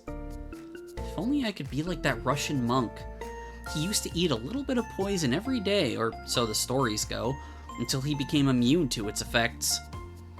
Then when a bunch of... Oh, they're talking about Rasputin! I was like, Russian monk? What's this? No, it's fucking Rasputin. Russia's greatest love machine. Then when a bunch of people tried to off him with cakes and wines filled with cyanide, he was totally fine. After living with Mikan for so long, you'd think I'd be immune to her poisonous tongue too. But I guess I'm more delicate than a Russian monk. It was fun.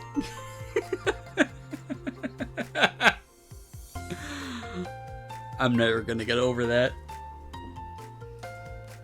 It's hard being a soft, gentle maiden.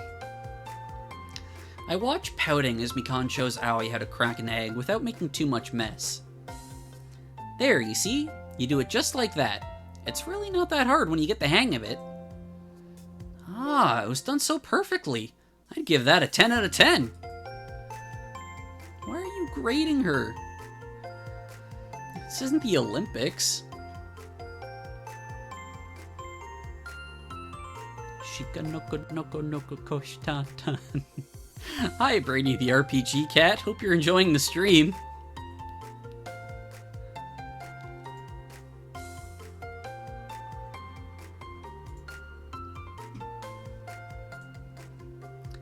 I can't help it. Your little sister is seriously talented. Now let me try. My dear print. Oh my god, I didn't make the connection. Oh god, I'm so bad with keeping up with weeklies. I've only seen the first 2 episodes of Nokotan. I might watch those later. Now let me try. Aoi takes an egg of her own from the cardboard container. She handles it gingerly, like struggling to detonate a landmine, as she brings it to the lip of the bowl. Oh no, not like that. You hold it more like this. Mikan takes the egg from Aoi and demonstrates how to crack it against the bowl. She's standing so close to Aoi, their shoulders are brushing. Oh, you're helping me out, Mikan? That's very sweet of you, thank you. Sweet? Yeah, right. If Mikan really was sweet, she wouldn't be smirking at me like this. Isn't there a limit to how cruel you can be? Hey. Aoi sniffs, her nose wrinkling. Can you smell something weird? Oh, Momoka didn't pay attention to her own omelet. Oh, you're right. Momoka, pay more attention to your omelet. It's gonna burn. Gah! The acrid stench of overcooked eggs swirls in the air. It's not a very pleasant aroma. But I suppose it matches my not-so-pleasant omelet. It's completely ruined. Wow, your omelet's pitch black, Momoka. It's actually kind of impressive. And this is why you should always pay attention when you're cooking, even when you're working on something relatively simple. Should use this as a warning, Aoi. Don't do what my dear daughter did. Dude keeps shitting on Momoka, like, dude. That stings. It stings so much my eyes are starting to brim with tears. Or maybe that's because of the horrible stench emitting from the bottom of the burnt, blackened pan. I know you're clumsy, Momoka, but you really made a mess this time. It's almost impressive, actually. How do you fuck up eggs? You fuck up eggs when your deaf little sister is acting like a smug bitch because she's teaching the girl you like how to cook. It's really funny so far. I wonder if we can even use this pan again. Will all those charred blackened bits come off in the sink? I hope you haven't ruined it. I sniffle. For once I feel so despondent I can't even bring myself to retort. Why am I such a dummy?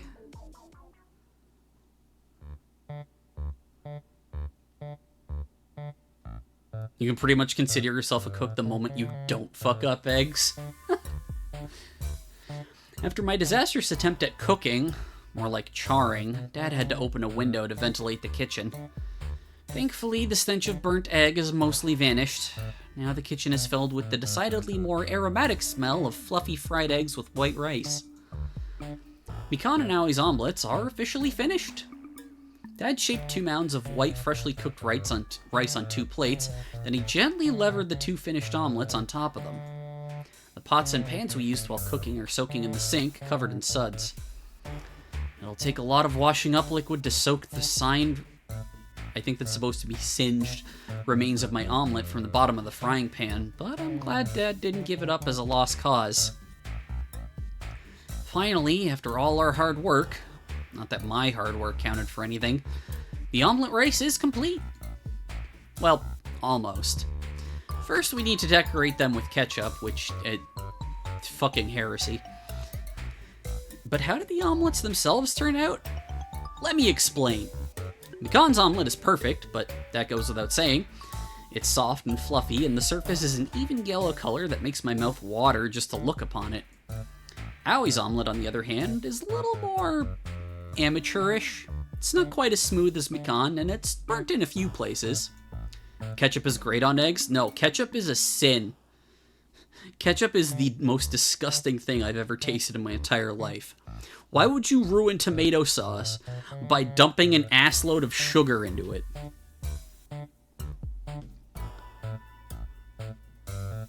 No, ketchup is just... no.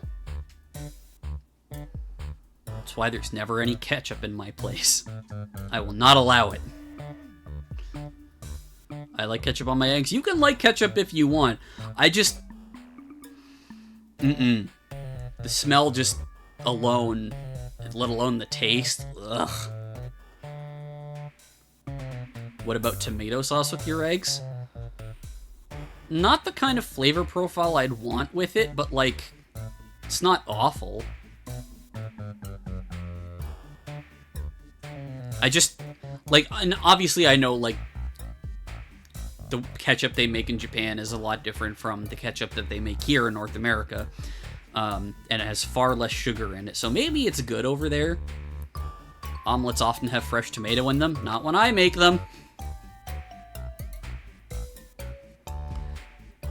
Just meat, cheese, egg, and a shitload of salt. Because I have a salt deficiency. So whenever anyone's like, oh my god, you shouldn't put that much salt on your food, I'm like, now I'm gonna put more on.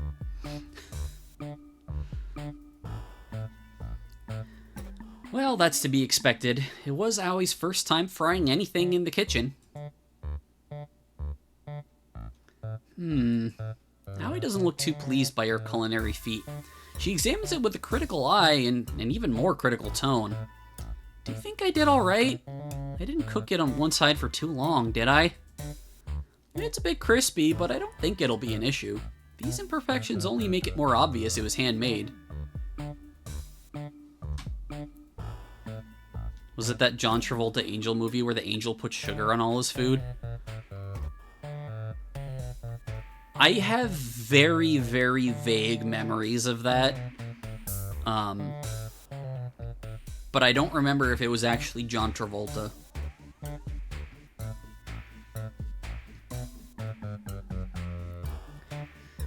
It is a bit crispy, but I don't think it'll be an issue. These imperfections only make it more obvious it was handmade. Well, it sure doesn't look like the omelet you'd get in a restaurant, that's for sure. I don't know if that's a good thing or not, though. I think it's a good thing. You worked hard. You should be proud of yourself. For a first attempt, you did a good job. Turned out much better than a certain somebody's, at least. Oh, shut up. I can't not shut up, you idiot. You know what I mean. Stop being such a brat. I'm only telling the truth. Can't you handle a bit of honesty? You're not trying to be honest, though. You're trying to rile me up. Well, I won't fall for it. I cross my arms over my chest and turn my nose up in the air, but I can still see Mikan's hands moving from the corners of my eyes. How sad.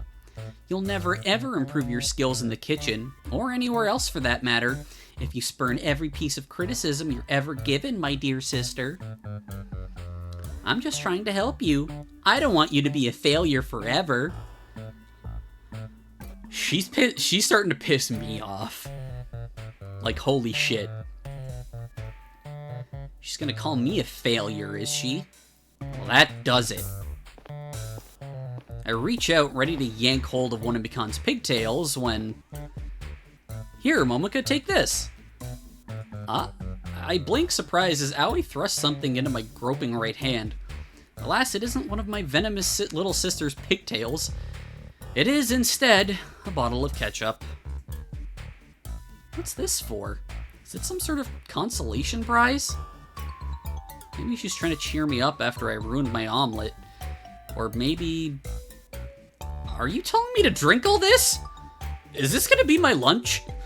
Of course not. Don't be silly. If you drink all this, you'd be sick. Also, thought of drinking ketchup makes me want to puke. I want you to decorate your omelet. But I don't have an omelet. Dad scraped it into the trash. Yes, you do. You can share mine. Aww. Is that alright? I eye Owie's omelet dubiously. There isn't much of it, and you made it yourself. With a bit of help from your family. I can see how Dad and Mikan might have helped out, but what did I do exactly? You showed me what not to do, of course. Oh, of course. I should have known. It was very kind of you to sacrifice your omelet so you could show me what happens when you overcook it. It was very instructional. Yeah, instructional. Let's go with that. If it weren't for you guys, I would have messed up this recipe for sure, no matter how simple it seems.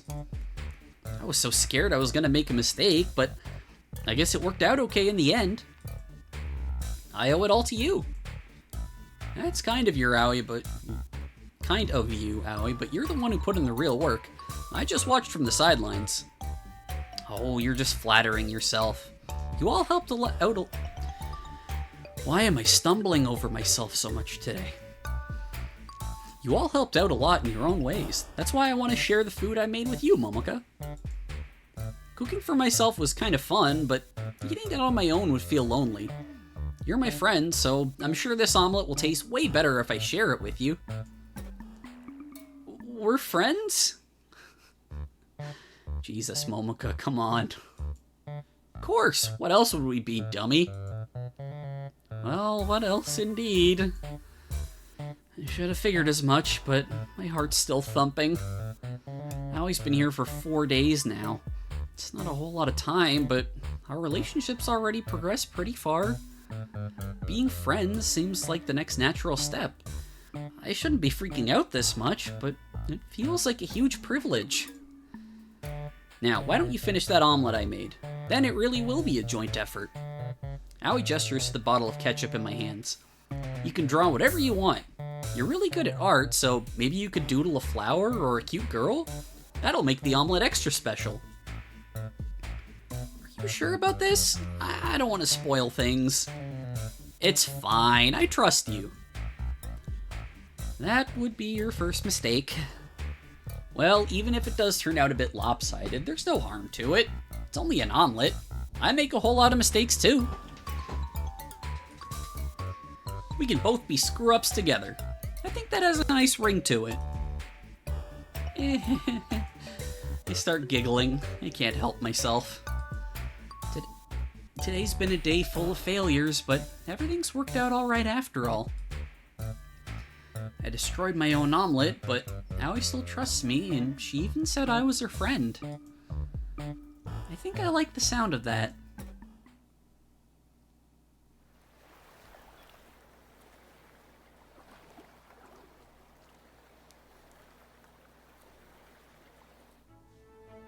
Oh, fuck.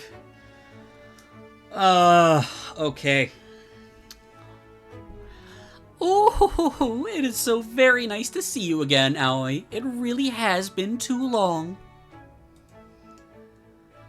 It's been 2 days, Saya. But 2 days feels like an eternity from when parted from you. Please hold me before I faint. Wait, what?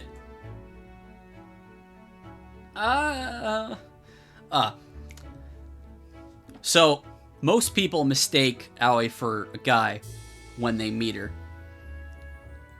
They've tried telling Saya that Aoi is a girl, but that never registered with her, so she still thinks that that's a cute boy. Is that what the prince part of the name means? Yeah. That, and also, like, Momoka does, like, romance manga and stuff, so she was always dreaming about, like, finding her prince or whatever, and, you know, Then it turns out it's Aoi. Aoi squeaks, surprised, as Saya all but throws herself into her arms. She looks perplexed, as well she might. I feel pretty darn perplexed too, not to mention annoyed. Saya's so ostentatious that with her full curls and her loud, obnoxious laugh, she's like a walking headache. I so did not need to wake up to this. Leave Aoi alone. We need to get changed for work. Oh, Momoka? Saya looks me up and down, her lip curled. I apologize if I ignored you. I simply did not see you. You have so little presence, it is easy to overlook you. It makes me wonder why Aoi would deign to spend time with a girl like you. But I suppose he didn't have much of a choice. Oh yeah, I almost forgot. Saya is still laboring under the misapprehension that Aoi's a boy. I can't really blame her since I also thought that upon our initial meeting, but I should try to correct her. You know, Aoi isn't interested in me, but how could he not be? Do not think for a second that Aoi prefers you over me because he just so happens to live with you, Momoka. That is hopelessly naive. She's such a huge bitch. No, that's not what I was gonna say. I wanted you to know that Aoi is your property? Hardly. Bitch, quit cutting her off. Aoi might have chosen you over me the other day, Momoka, but I doubt that is because he truly likes you. He was just trying to be polite. It is natural for one to show an appreciation for their host, but I'm sure his goodwill will dry up soon enough. In the end, I am the one who will emerge victorious. You might as well give it up. Oh God, doing that laugh kills me on the inside. And again with the laugh. I should have known. My head meets the palm of my hand meets the palm of my right hand with a dull thud. Here, hang on, let me get this going. I don't know how well you could hear that, but I face-palmed for her. So much for trying to warn Saya. She's so lost in her own delusions, she's totally uninterested in hearing the truth. And Aoi isn't even trying to correct her. My friend would love this lady. Your friend has questionable taste. Maybe she's so used to being mistaken for a guy, she doesn't really care about these misunderstandings. Or maybe she thinks it'd be better to take the path of least resistance where Saya is concerned. She'd probably be right on that score, too. Oh, it truly is sad that you have to spend your time on this island with a dull, insipid girl like Momoka. I feel sorry for you, Aoi. Imagine she finds out the truth. She's like, wait, for real? That's okay, I'm into girls too. That would be funny. But Saya is a massive, massive bitch. So I really hope she just gets upset and she'd be like, oh, you were leading me on and all that shit.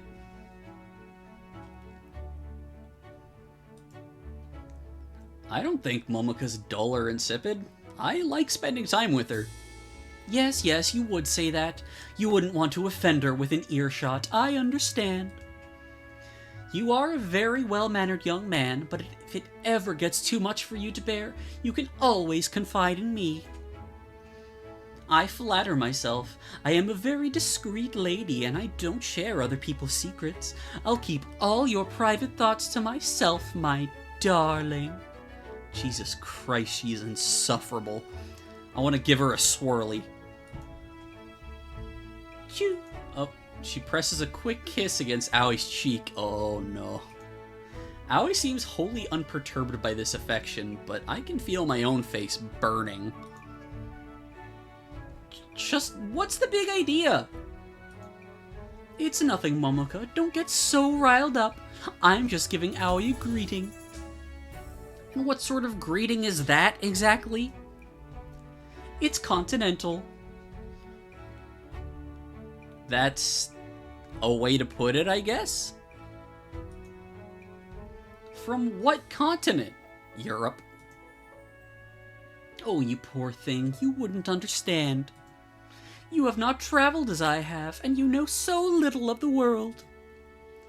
It is a common practice in France for people to kiss in greeting, particularly between friends and coworkers, which I fancy Aoi and I are. Do you mind awfully, Aoi? It's kind of a lot, but I guess I don't mind that much. You see, Aoi doesn't mind. Now why are you getting all worked up? It could not be that you are jealous, could it? Southern Europe, but not the rest? Close enough. Saya smirks. For a girl who whiles her time away writing romance stories, you have no experience whatsoever. Ow. Now that stings. Why'd she have to hit me where it hurts? Man, Momoko just keeps getting shit on and shit on and shit on by, like, everyone. This poor girl. Well, I know how to counter this. I might not have any experience, but neither do you. Perhaps not, but I soon plan to, if all works as I desire it, which it should. It is exceedingly rare that I do not get what I want. Saya's voice drops to a low, dangerous whisper. Her narrow gaze is fixed upon me, and her words crackle with electricity. Something about that smug smile of hers is really grating on me, damn it. I want to wipe that smirk off her face once and for all. Ugh! I stamp my foot on the floor. You're such a spoiled brat, Saya. Maybe I am. But if that is true, what does that make you? A jealous cur? You're delusional. What do I have to be jealous about? That Aoi likes me more than you, obviously. That's not true. Aoi said only yesterday that we were friends and... Exactly. Friends. A touching sentiment, but it is not the same as lovers. I'm glad you both like me, but lovers might be going a little bit far. Silence, Aoi. I have a few words to say to this knave. I want to push her down a flight of stairs. After the swirly. Well, I figured you wouldn't listen. Saya steps towards me. Her heels clack ominously against the floor. Aoi takes advantage of her distracted state to back away. I hate to say this, but maybe I should leave you two to it. I need to get dressed anyway, so, have fun? It's running away. Bye! Hey, Aoi, where are you going? I'm going to get ready. You two can hash out your feelings in private. I wouldn't want to get in the way. But this is all happening because of you. Can't you make Saya stop? Believe me, I'd love to, but I don't know if it's possible. I can't work miracles. Why not wait for her impending comeuppance, less jail time? Because I am impatient. I am very impatient, and I hate people like Saya.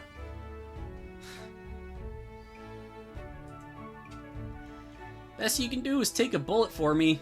We are friends, right? Aoi. I try to call after her, but it's already too late. Aoi's already hidden herself away in the break room. The door closes behind her with a thud, leaving Saya and I alone. Crap.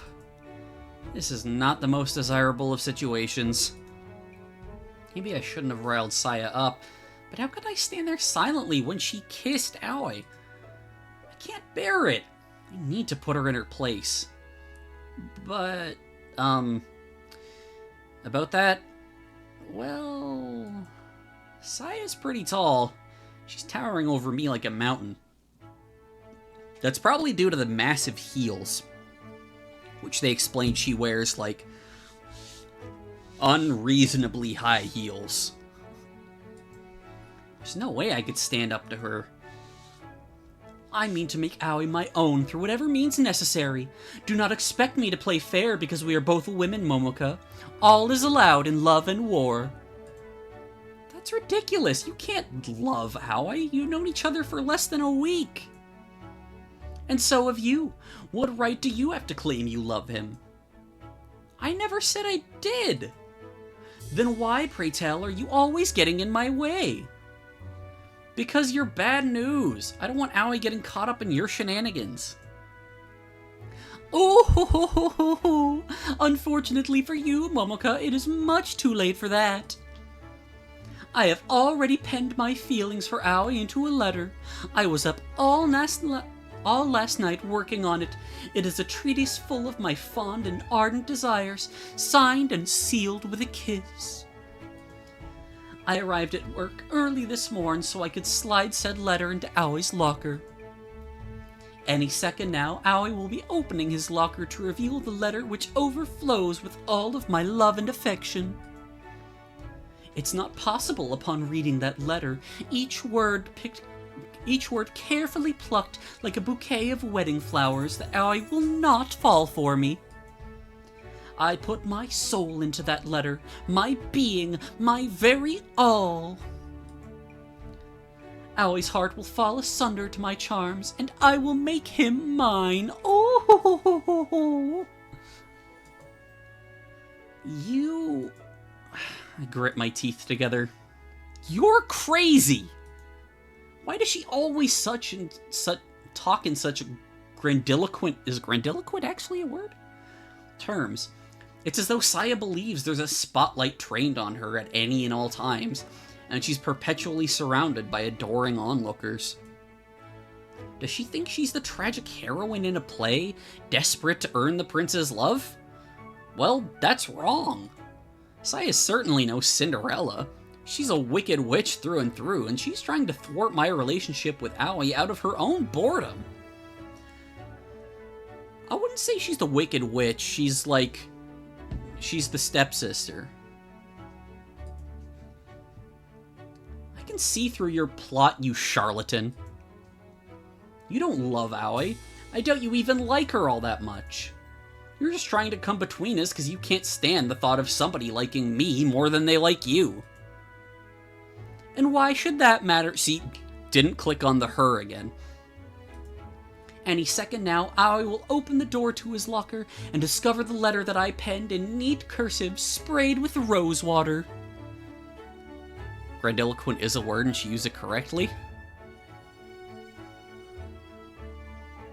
Oh, you learn something new every day.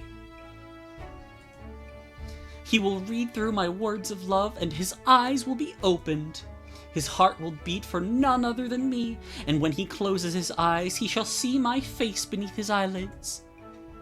I shall ensure that he thinks of naught but me and my touches and my caresses for the rest of his stay on Morishima. Oh, ho, ho, ho, ho. Girl, you're teenagers. Stop that. Ugh. I don't think this will really happen. This is all a ridiculous fantasy scenario Saya's cooked up inside her head. I guess as the daughter of a wealthy businessman who's never had to work a day in her life, yeah, she shows up there and, like, heavy air quotes, works at the cafe, but she doesn't do shit. She's like, why should I wash the dishes? Like, she'll bring people their food, but only after they order the thing that she tells them to. Yes, I know that, but this was written in English.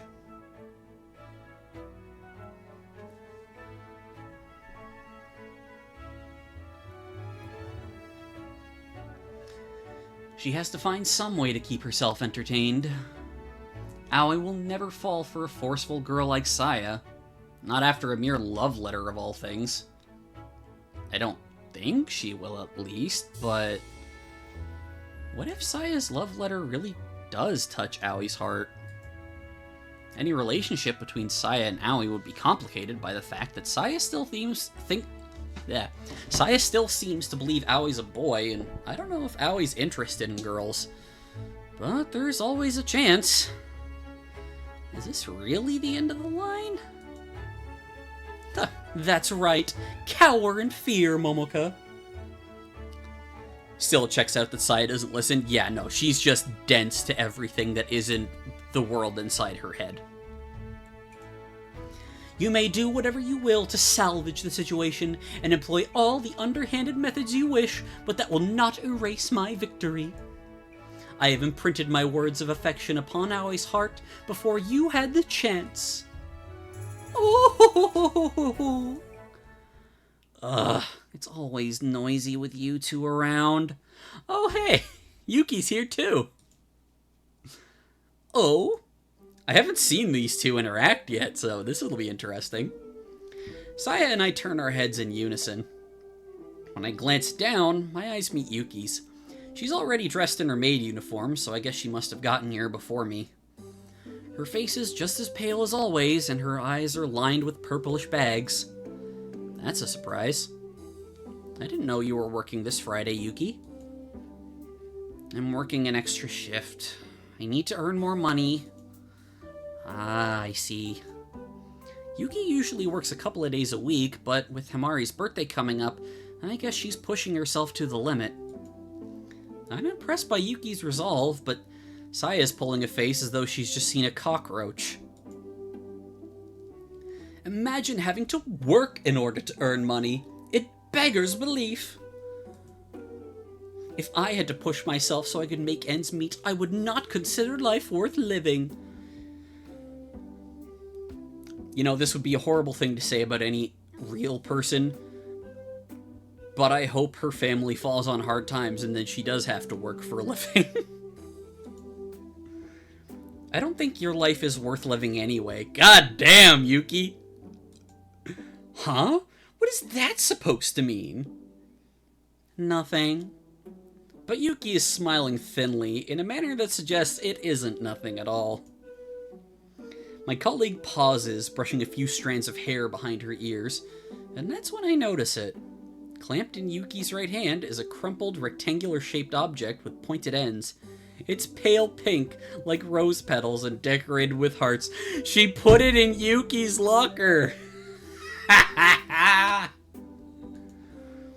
Is that an envelope? Mm-hmm. Found it in my locker this morning. I think it's a love letter. Oh. Did you read the contents of that letter? Yuki shakes her head. I'm not interested. I bet this is from Mizutani again. He's always trying to flirt with me. Mizutani is one of the waiters here. He's in my class at school. I've not spoken to him much, but he seems to have a thing for small, cute things. Kittens, teeny tiny Russian dolls, and, apparently, Yuki. I don't know why so many men send me letters like this, but it truly is irritating. This is just another piece of trash, so I'll return it where it belongs. Yuki crumples the letter up and then deposits it into the nearest trash can. Oh, that feels good. I'm gonna nap for a few more minutes until the cafe opens. You should probably get changed into your uniform, Momoka, or Kaho will be mad. Right, of course. Alright, good night. Yuki pivots on her heel and walks back into the break room. The door closes behind her with a dull thud. All Saya and I can do is stand there, staring out into space. Though Saya was so puffed up and pompous mere moments ago, she's now lost most of her hauteur. Her eyes look curiously glassy, like marbles, and her mouth hangs open like a trapdoor, but no sound emerges from it. Even her blonde curls look more deflated than usual. She's so shaken, I almost feel sorry for her. Almost, but not quite. Writing Aoi a love letter was a bold strategy, but... I smirk. Next time, you should probably try to put it in the right locker. Ha! Okay, that was good.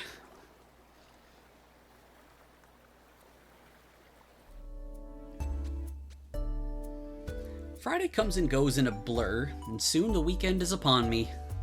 I've always liked Saturdays. I don't have to work on the weekend, which means I can sleep as long as I want. I love lying in bed, hugging a pillow to my chest, dreaming. In the safety of my own head, I don't have any obnoxious little sisters or high-strung sayas to mock me. I can fantasize to my heart's content. In my dreams, I don't live in the small, sleepy island of Momorishima, but in the bustling metropolis of Tokyo. I'm a modern city woman through and through, strong and smart and independent, with an amazing fashion sense to match. I have enough money to buy the newest, most expensive brand clothes, but I don't flaunt them. I'm not a show-off like Saya. I dress myself tastefully, and I'm all the more popular for it. I'm not only a famous manga artist, but a fashion icon, a beauty guru, and the love of the whole nation. Okay. I get this is her, like, personal fantasy, but she's like, I'm not a show-off like Saya.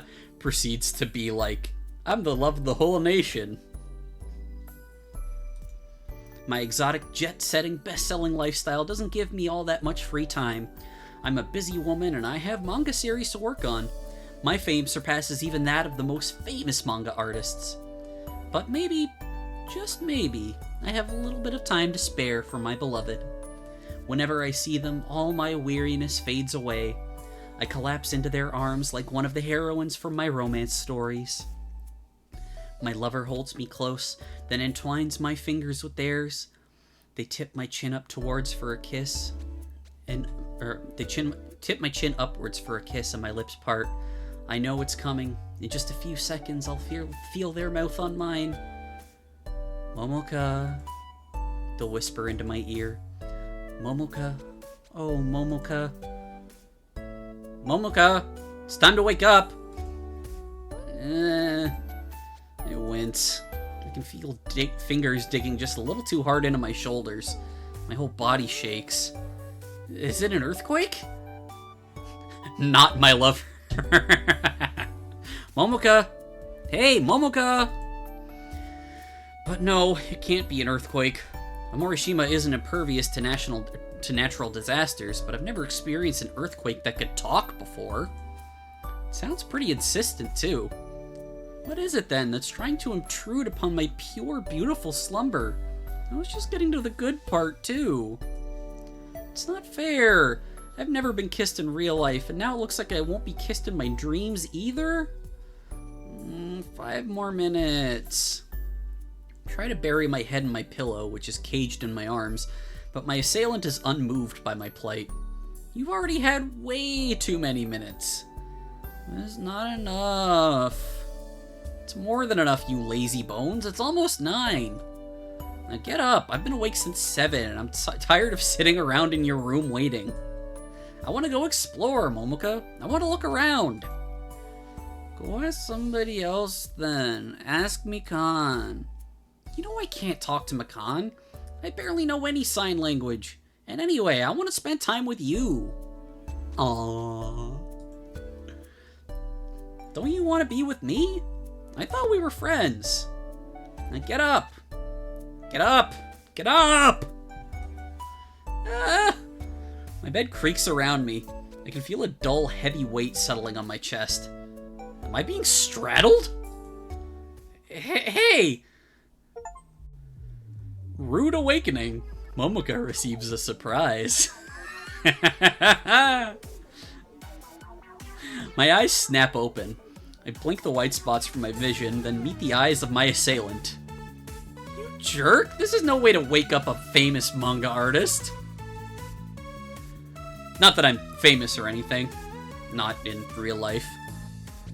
Still, a girl can fantasize, can't she?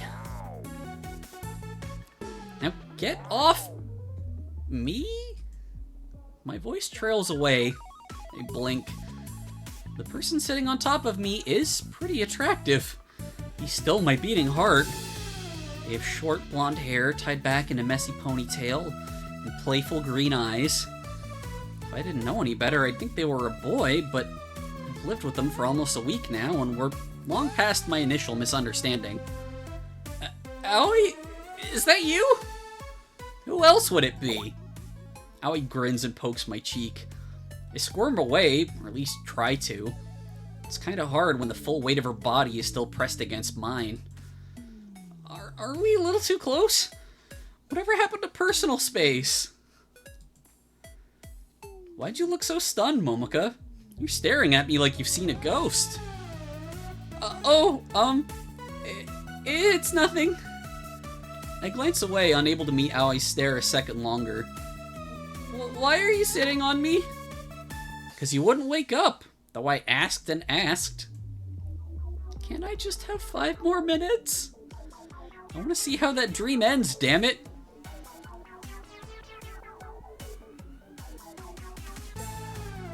You said just 5 more minutes 1 hour ago when I last tried to wake you up.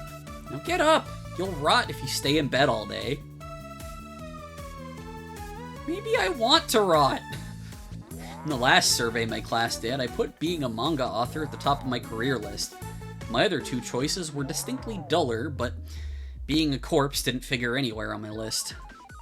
I don't think being dead would be all that bad, though. It might be nice to rot in peace. Morbid, but not incorrect, I think? Besides, some people like rotten stuff. Natto's pretty popular, isn't it? It's a shame Aoi doesn't look too gung-ho about this plan of mine. Well, I won't let you. I care about you too much for that. Huh? I exhale sharply. Most of the air has been being squashed out of my body, thanks to Aoi's bulk atop my stomach, and I feel breathless. My cheeks turn red. Do you care about me? That's right, you're my friend. I just said. Now get up, get dressed, let's go. I want to explore the island. Hey! I squirm beneath Aoi's body and my face beat red. Where are you putting your fingers? Excuse me? Excuse me? What the fuck? Wherever will get you out of bed quickest. Okay, she's probably gonna tickle her. I'm gonna tickle you till you have no choice but to get up. That's not fair. I can't get up if you're sitting on me. You... Ah! Aoi's fingers poke and prod at my body. Oh, prod and poke. I keep getting things mixed up like that. That's not good. They seek out all my weak points with precision, like an invading army. First beneath my chin, then my armpits, then my sides. I can't handle this. It's so early in the morning. I'm gonna die. Get off me. I don't wanna. This is your punishment. Now accept it. No. No matter how I squirm, it makes no difference. I can't kick Aoi off me. This is bad. She's not showing any mercy. Aoi, get off! That hurts! No, don't do that!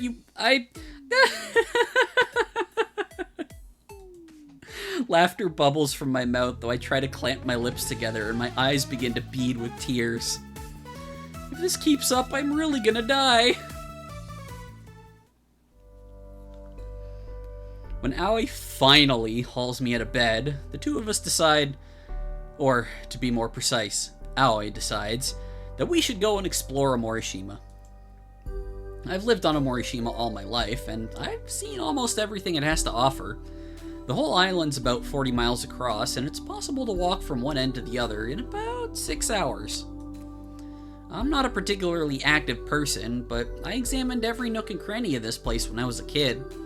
I explored the caves that lined the beach on the regular, and often went for walks in the forest. I enjoyed these excursions enough when I was a child. Now I'm older, however, I'm not exactly thrilled to retrace my footsteps. I've already seen everything there is to see. What's the point?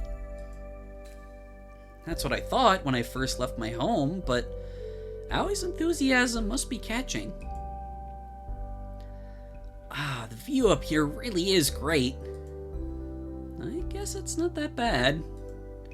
I wince while holding one hand to my eyes to stave off the sunlight. I still feel sleepy. I'd like nothing more to head back. I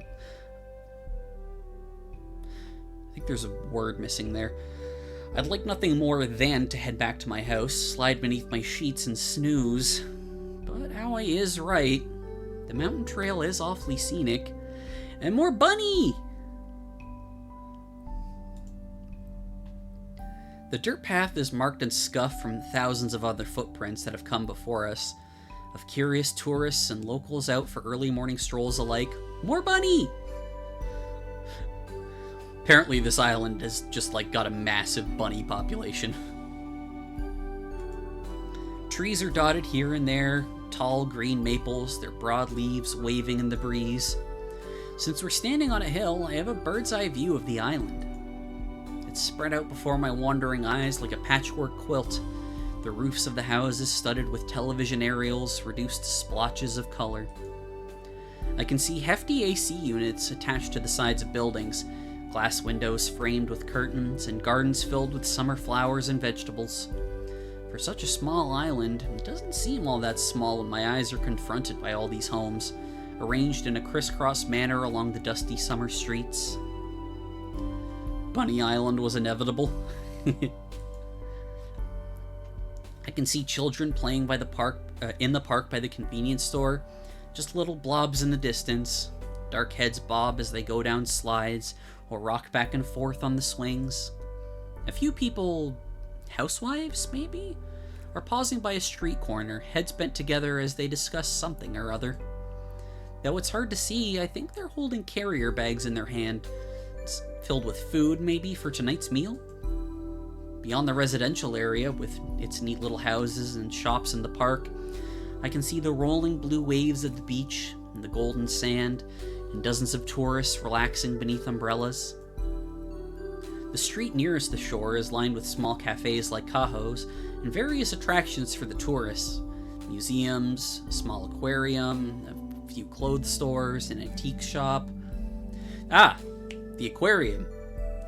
Essential for Yuri romance. I've passed these sites day in, day out on my way to work every morning.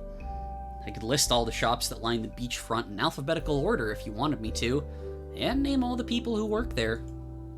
The balding Mr. Tanizaki owns the Museum of Fishing. It's as interesting as it sounds.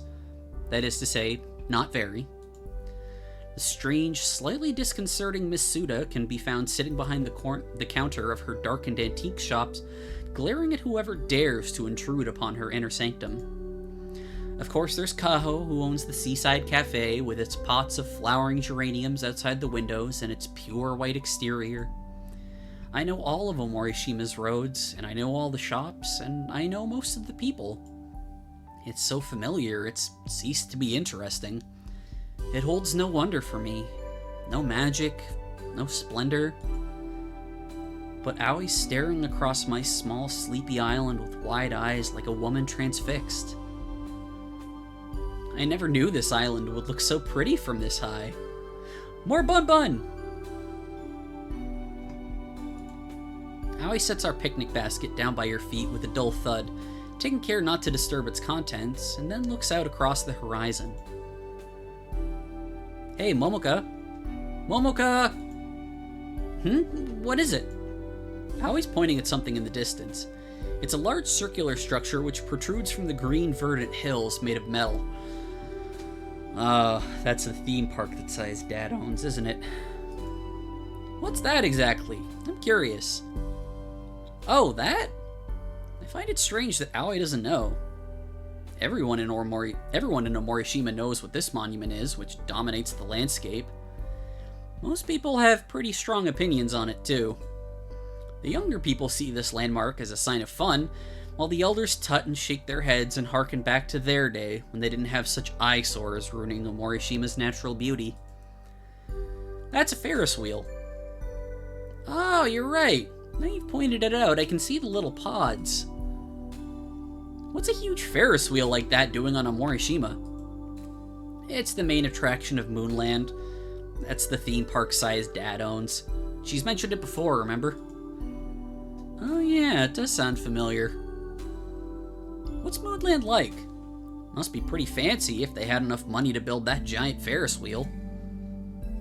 It's just an amusement park like any other. has a few children's rides, some roller coasters, stalls where they sell overpriced snacks. You sound so cynical. I went to Moonland a lot when I was a child.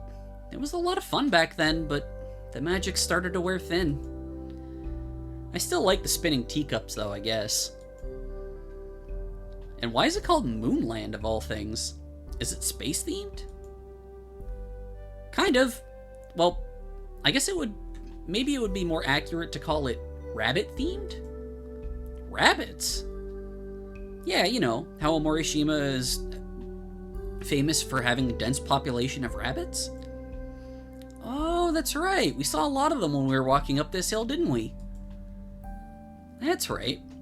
A lot of tourists come here to take photos of all our different breeds of rabbits, and we've had a lot of articles written about us in newspapers or published online. I guess this island's kind of a curiosity to the eyes of most people. It's a tropical paradise filled with cute bunnies. Or something like that. I shrug.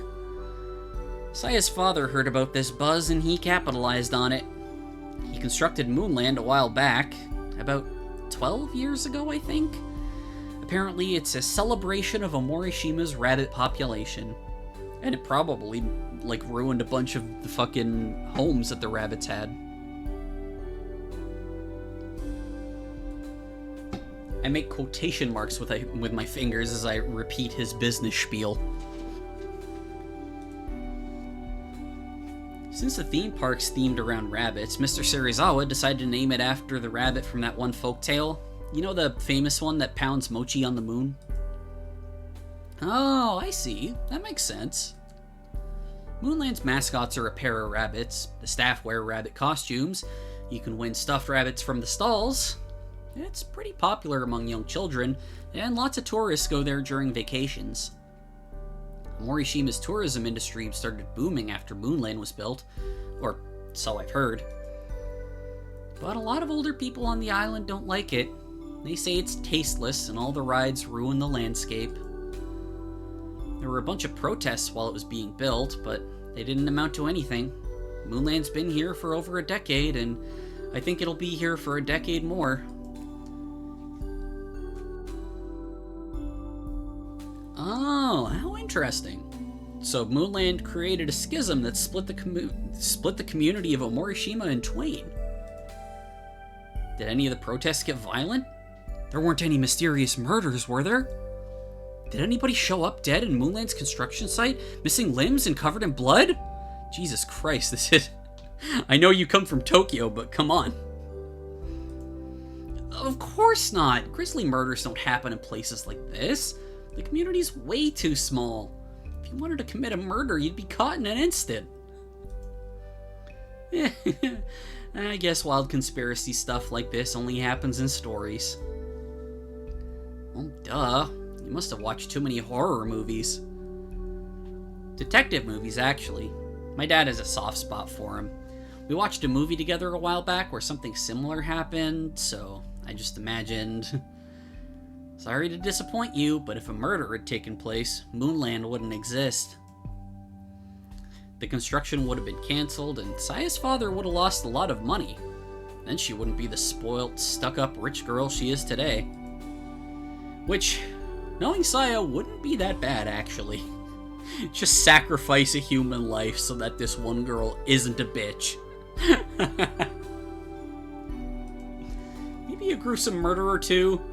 Or 3, or 4, or 5, what the fuck? Would be worth it if it would have tempered Saya's personality a little.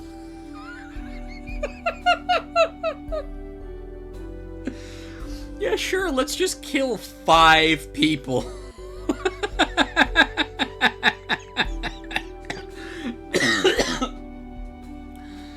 Oh, fuck. Well, maybe not. Saya might be annoying, but she's not worth the lives of innocent people.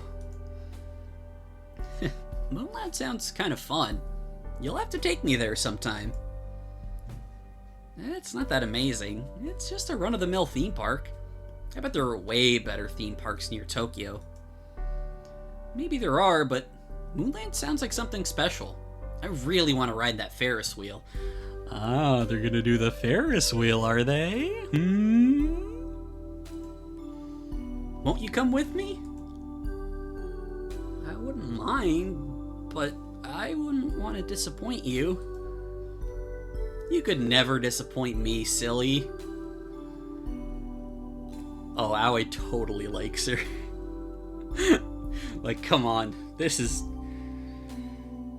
too obvious. Aoi grins and slaps my back. I think she's trying to comfort me, but she hits me slightly too hard and it hurts.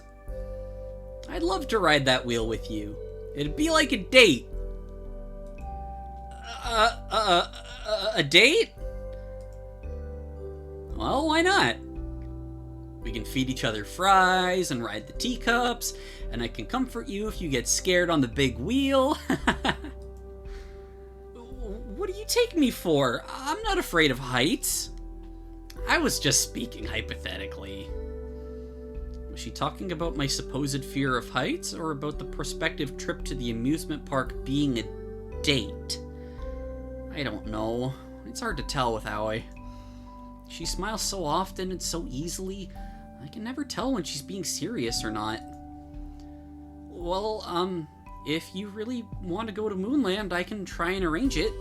The tickets are a bit pricey, and I haven't been in a while, but,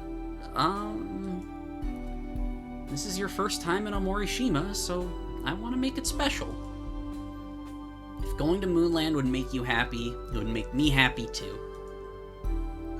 Yay! So that's sorted then. Aoi grins and claps her hands together, as though it really is that easy.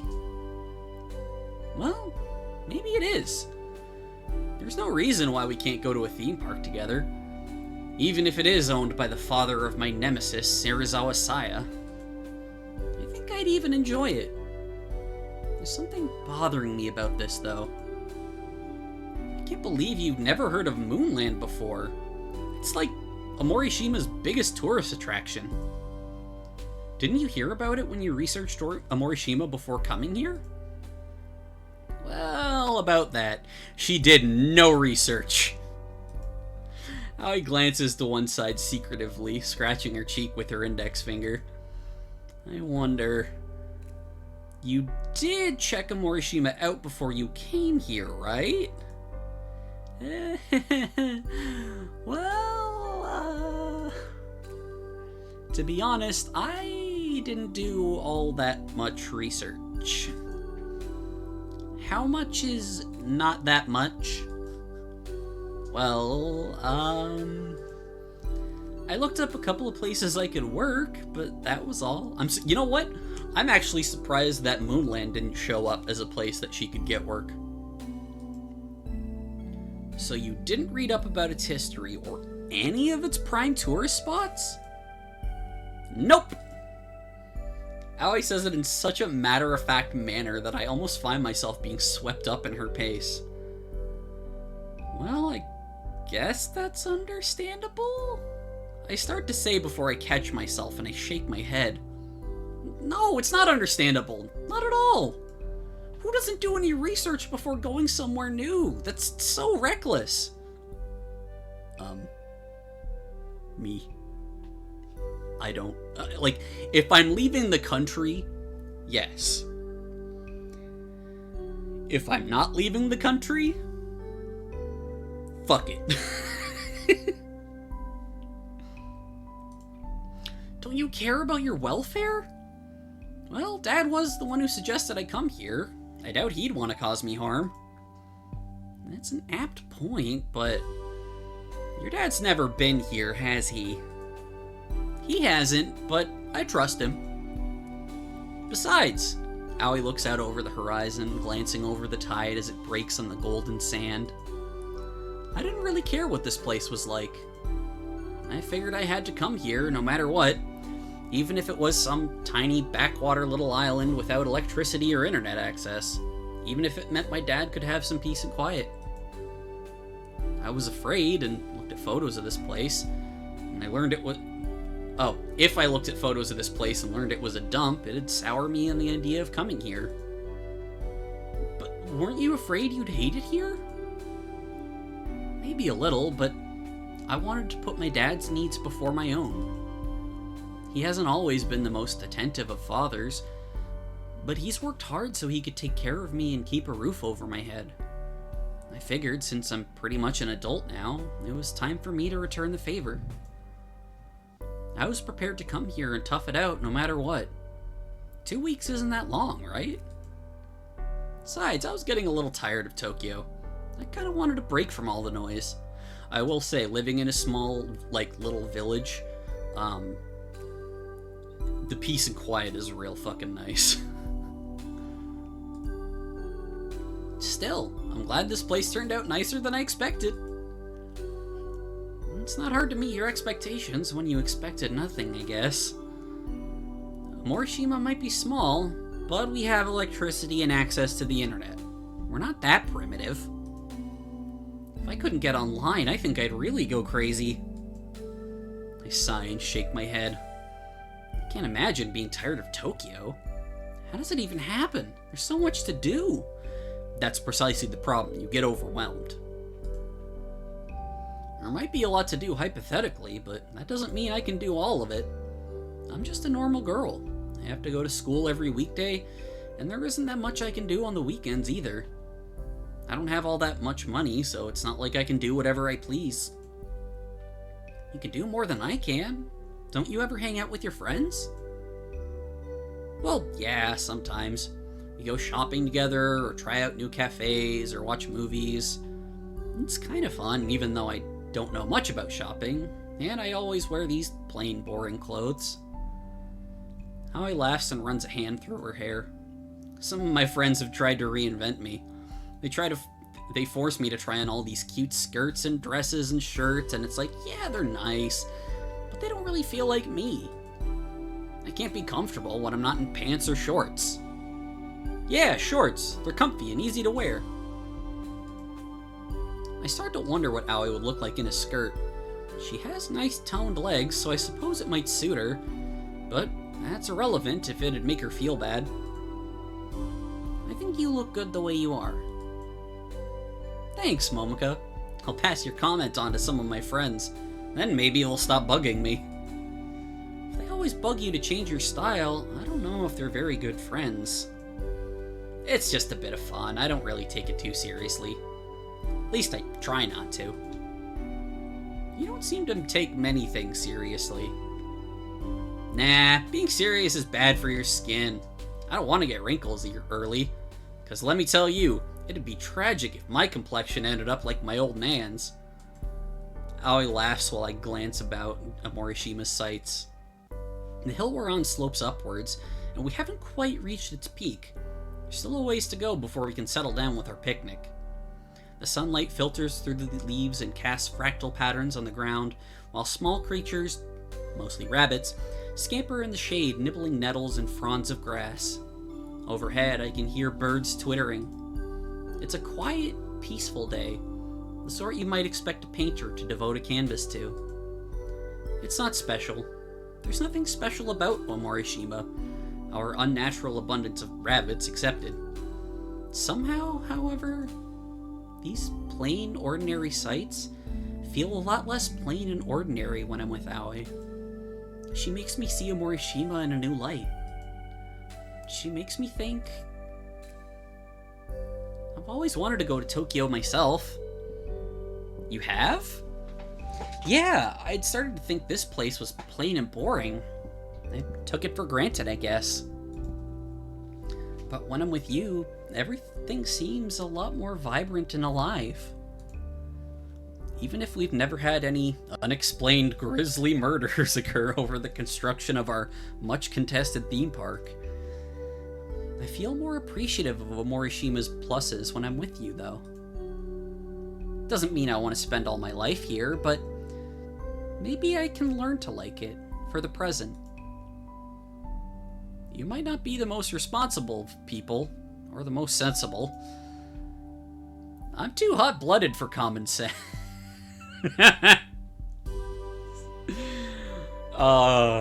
That rings a bell. But I'm happy you came here. I'm happy I can look around a Morishima with you. Maybe a Morishima is not inherently special, but Tokyo's not inherently special either. Is anything in this world? It's easy to be lonely in a small, secluded island like this, but it's just as easy to be lonely in Tokyo surrounded by thousands of strangers. What makes our surroundings precious?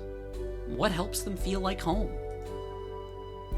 Maybe it isn't all the buildings, or the shops, or the cafes, or the movie theaters, or the museums, the aquariums, or the zoos, or anything like that. It isn't the lifeless, hollow attractions. It's the people.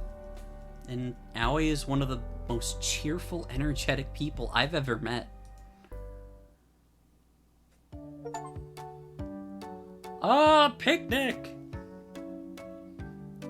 See, she's eating the rice balls, even though she said she didn't want to have rice balls no more. It's just like, nah, you just don't want convenience store rice balls. Aoi exclaims happily into the warm air as she swallows her mouthful of tuna mayonnaise and white rice. I glance at her from the corners of my eyes, holding my own triangular rice ball in both my hands. It looks more dainty when you eat it like that, right? I thought you used to eat rice balls all the time back in Tokyo. Didn't you say you got sick of them? No, those rice balls were bought from the convenience store, and they were all wrapped up in plastic. They'd be sitting on the shelves for who knows how long, waiting for anybody to pick them up. A high school girl on the basketball team, or a tired salaryman chained to a desk all day. Does it matter who the rice balls are made for? Of course it does.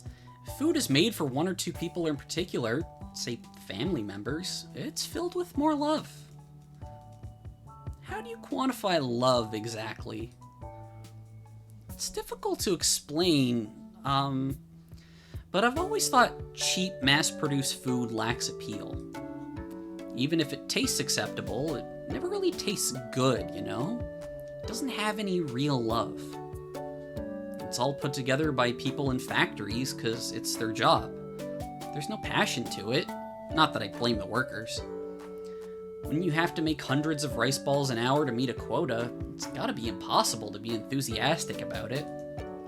I'm sure those workers are just doing their best to make a living, but I'm tired of bland, boring food like that. So my dad's rice balls are different? They're on another level. They were made just for us, so they taste super yummy. The fresh air up here helps too. So saying, Aoi takes another large, satisfied bite out of her rice ball. I can't help but smile as I watch her. I think it's impossible not to be happy around Aoi, particularly when she's eating. You really love food, huh? Yep, homemade stuff is the best. I'm glad you like it so much, but maybe you should slow down. You've eaten a lot already. And I'll eat a whole lot more. What a bold declaration. What if you choke? It'll be fine, I'm not that uncoordinated. Besides, if that happens, you can always perform CPR. I think the Heimlich maneuver would be more appropriate. As if I'd go through all that effort. You should take better care of yourself so that doesn't happen. I know, but your dad's cooking is so good. It's too good. I can't get enough. Aoi reaches for another rice ball, her fingers already sticky with loose kernels of rice. Dad made us these rice balls for our picnic before we set off this morning. There are 8 of them in total, though Aoi's reaching for her 4th, and I'm still nibbling my first. They come in 2 different flavors, as voted by Aoi and myself. Tuna mayonnaise for her, and salmon for me. Aw, salmon. I had sushi on Sunday night. It was so good. I crave more. My dad's rice balls aren't exactly small. They're pretty hefty. Not quite the size of a fist, but close enough. He packs them with a lot of fillings too, since he knows I'm not a big fan of plain rice. Huh. Could this be what Aoi meant when she said my father's food, compared to the food stocked in convenience store, contains love? always taken Dad's food for granted, but maybe I should be a bit more thankful. Trust Aoi to make me see things in a different light.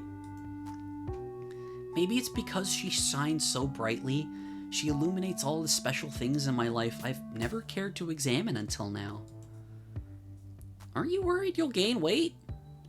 She's active as hell, she'll burn it off. Nah, I'm not worried. I do a lot of sports, so I burn all the calories right off. See? Oh, of course you do. I pout. It'd be nice if my metabolism was that good. Are you worried about your figure, Momoka? A bit, yeah. I seem to gain weight easily, especially around the thighs and my stomach. Hey! Thick thighs save lives. Give Aoi like a year or two and she'll really appreciate that. It's because you don't exercise enough. You were puffing and panting when we reached the summit of this hill, just like an old lady. Hey, I'm an old lady. I wince. Aoi's right, but I was hoping she wouldn't bring that up.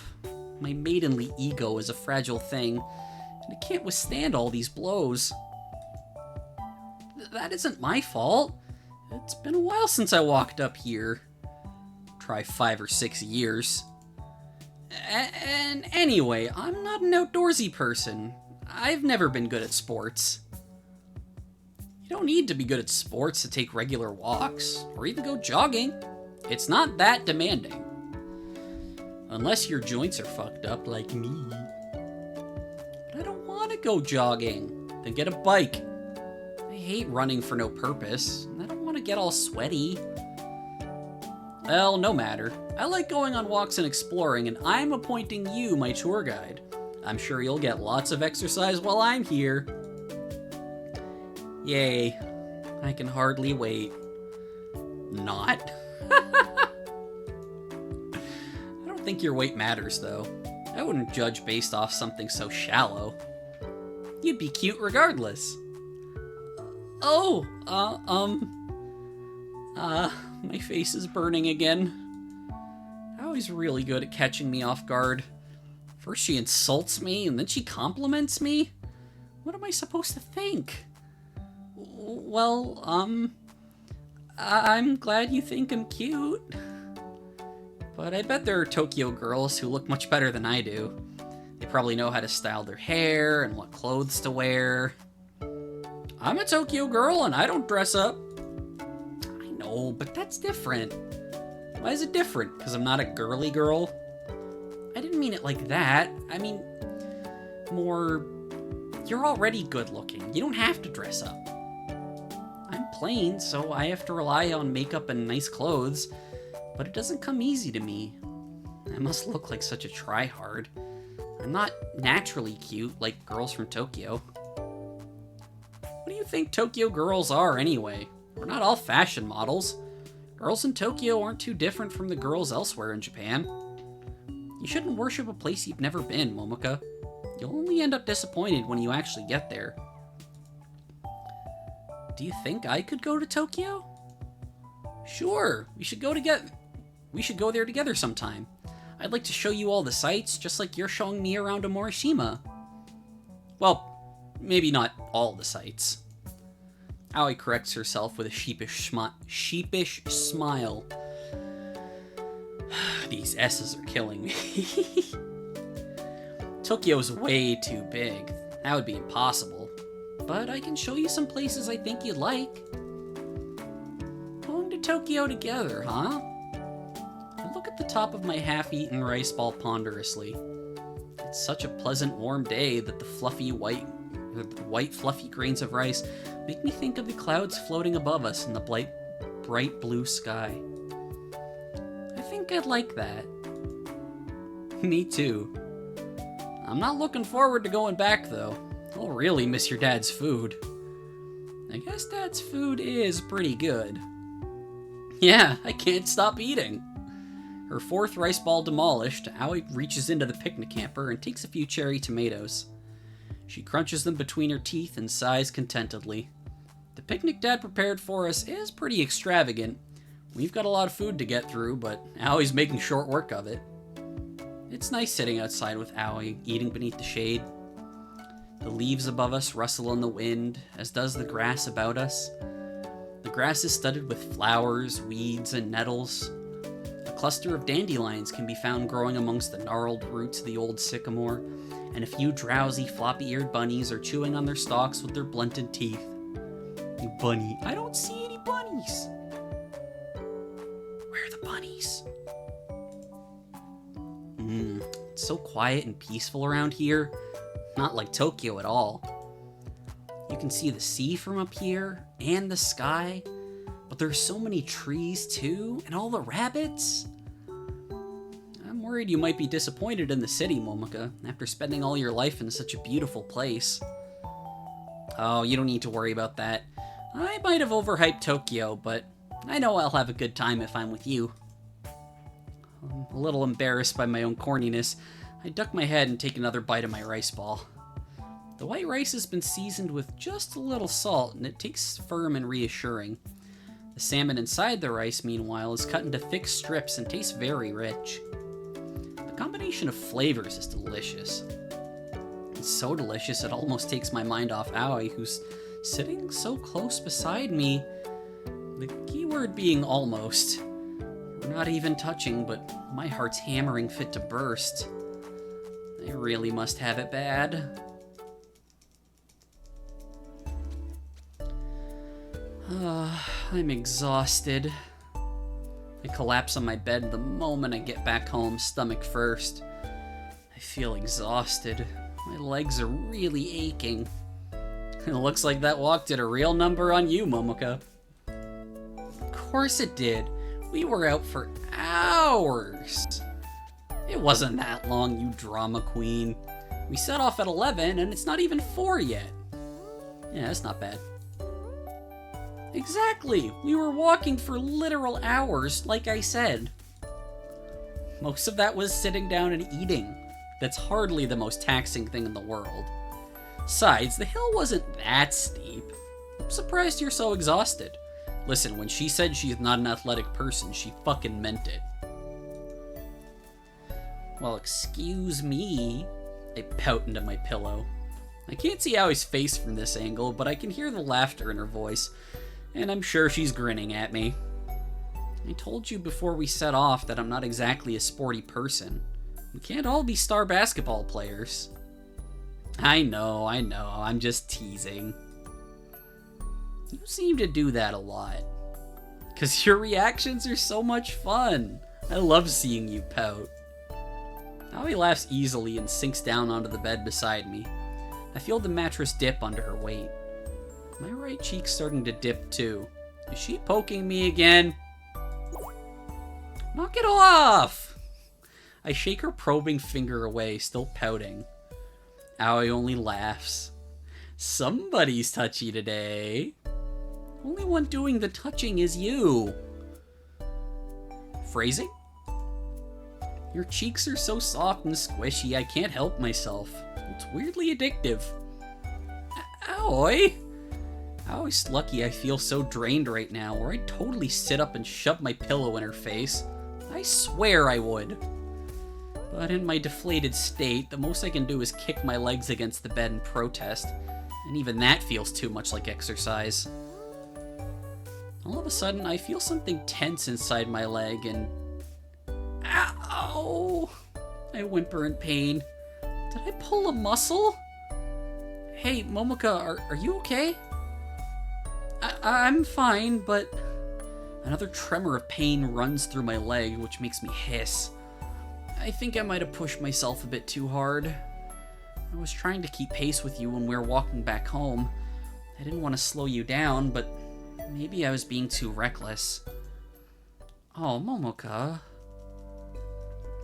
I lift my head from my bed, blinking, and meet Aoi's gaze with my own. Her green eyes look softer than usual, and for once, she isn't smiling. She actually looks concerned about my plight. I feel a little relieved about that. I'm glad my suffering isn't a source of amusement for her, at least. But at the same time, I feel kinda guilty that I've made her worry. I know I was giving you a hard time, but I'm glad glad you decided to come out with me today. It wouldn't have been any fun without you. I'm not that special, really. You said that about a Morishima too, but I'm afraid I'll have to disagree with you. You are special. You and your island. But I'm a useless girl who can't even climb a hill without getting winded. You said it yourself. Your grandma's healthier than I am. It was just a joke. No matter how difficult today's walk was for you, you still did your best to keep up. You didn't even complain that much. You really gave it your all so I could have a good time. I didn't realize how much effort you were putting in. Thanks, Momoka. I really do appreciate it. Well, I glance away from Aoi, my cheeks turning pink. I wanted her to recognize how much effort I've been putting into our budding relationship, but it feels embarrassing now she's gone and said it. What a useless, contradictory, paradoxical girl I am. Hope your legs don't hurt too much? No, they're fine.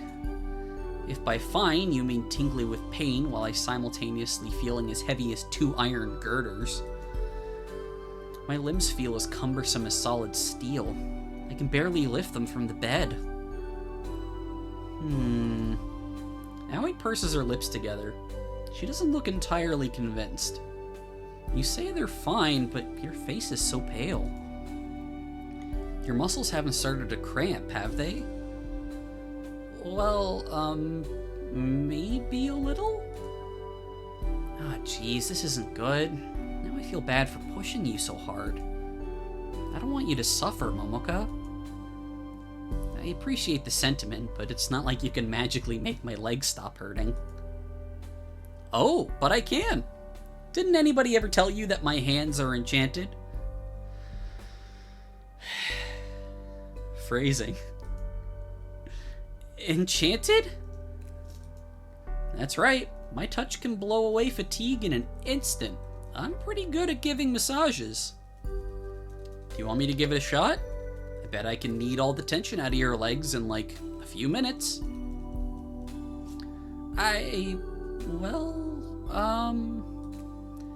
Don't look so frightened. I'm good with my hands, honest.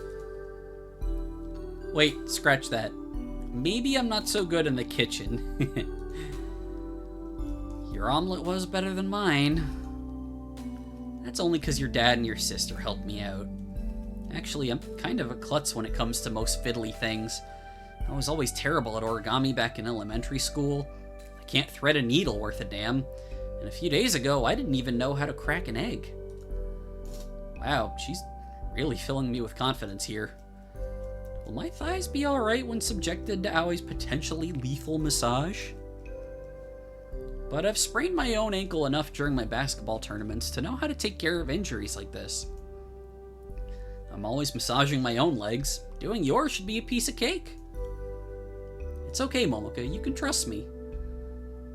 Well, if you're sure, then I guess you can give it a shot?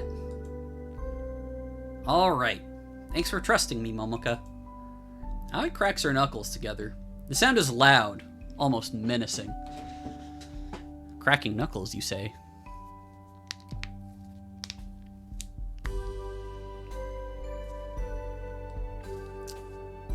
That wasn't great. Not my best. I'll take good care of you. I promise. Now, let's get down to business. She's like, ah, no! I rest my chin against the bed while Aoi sits beside me. Hold still, okay? I don't want you to get injured. Is that a possibility? Maybe, if you squirm around too much. Aoi's fingers dig into my right thigh and I squeak. I can't help myself. I didn't have any time to prepare my body, not to mention my heart. I'm gonna massage you pretty firmly. It's the only way to ease the tension in your muscles. If I'm going too hard, however, please make sure to tell me. I don't want you to suffer in silence. I'm trying to help you, not hurt you. Even if I'm the one giving the massage, you're the one in control. Just say the word and I'll stop anytime. Right. That's fine. I have to force the words out of my throat, and even then they sound faint and wispy. For some reason, my vocal cords just aren't cooperating with me. Neither is the rest of my body. Both of Aui's hands are resting on my thighs now, her fingers digging in firmly. I'm thankful that Aui's fingernails are very short, almost boyish, unlike Saya's talons. She was the one giving this massage. She'd draw blood for sure. Then again, Saya would never offer to massage me. She'd think such an activity beneath her. Aoi isn't at all like Saya. She's not arrogant or prideful as I feared she might be. She's a nice person, if a touch frustrating at times, and I'm very glad I met her. I really do like her. In fact, I think I even have a crush on her. Why else would my heart be racing so hard at the touch of her hands? Oh geez, I really am helpless.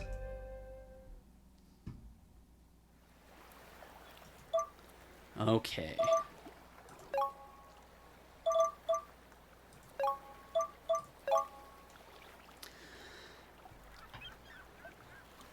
Well, that was cute as hell. But the rest is going to have to wait until next Wednesday. I would like to keep going, but unfortunately it is still hot as hell where I am, and it's, having, you know, my computer going at +3 monitors is not helping. So thank you everyone who came out tonight. I do really appreciate it. Thank you Singularity VT and Bird Scout for the follows. And I hope y'all have a good night, and I hope y'all can see some cute bunnies, or pet some dogs, or cats, if they let you. But yeah, thank you so much for coming by, and I hope y'all have a wonderful rest of your night. I'll see y'all on Friday for a Satisfactory collab with some friends. We'll be starting at 6 p.m. EST instead of the usual time, and then Saturday we're going to be doing more Gundam Breaker 4 because we still have to save Lilin. But yeah, have a good night, everybody.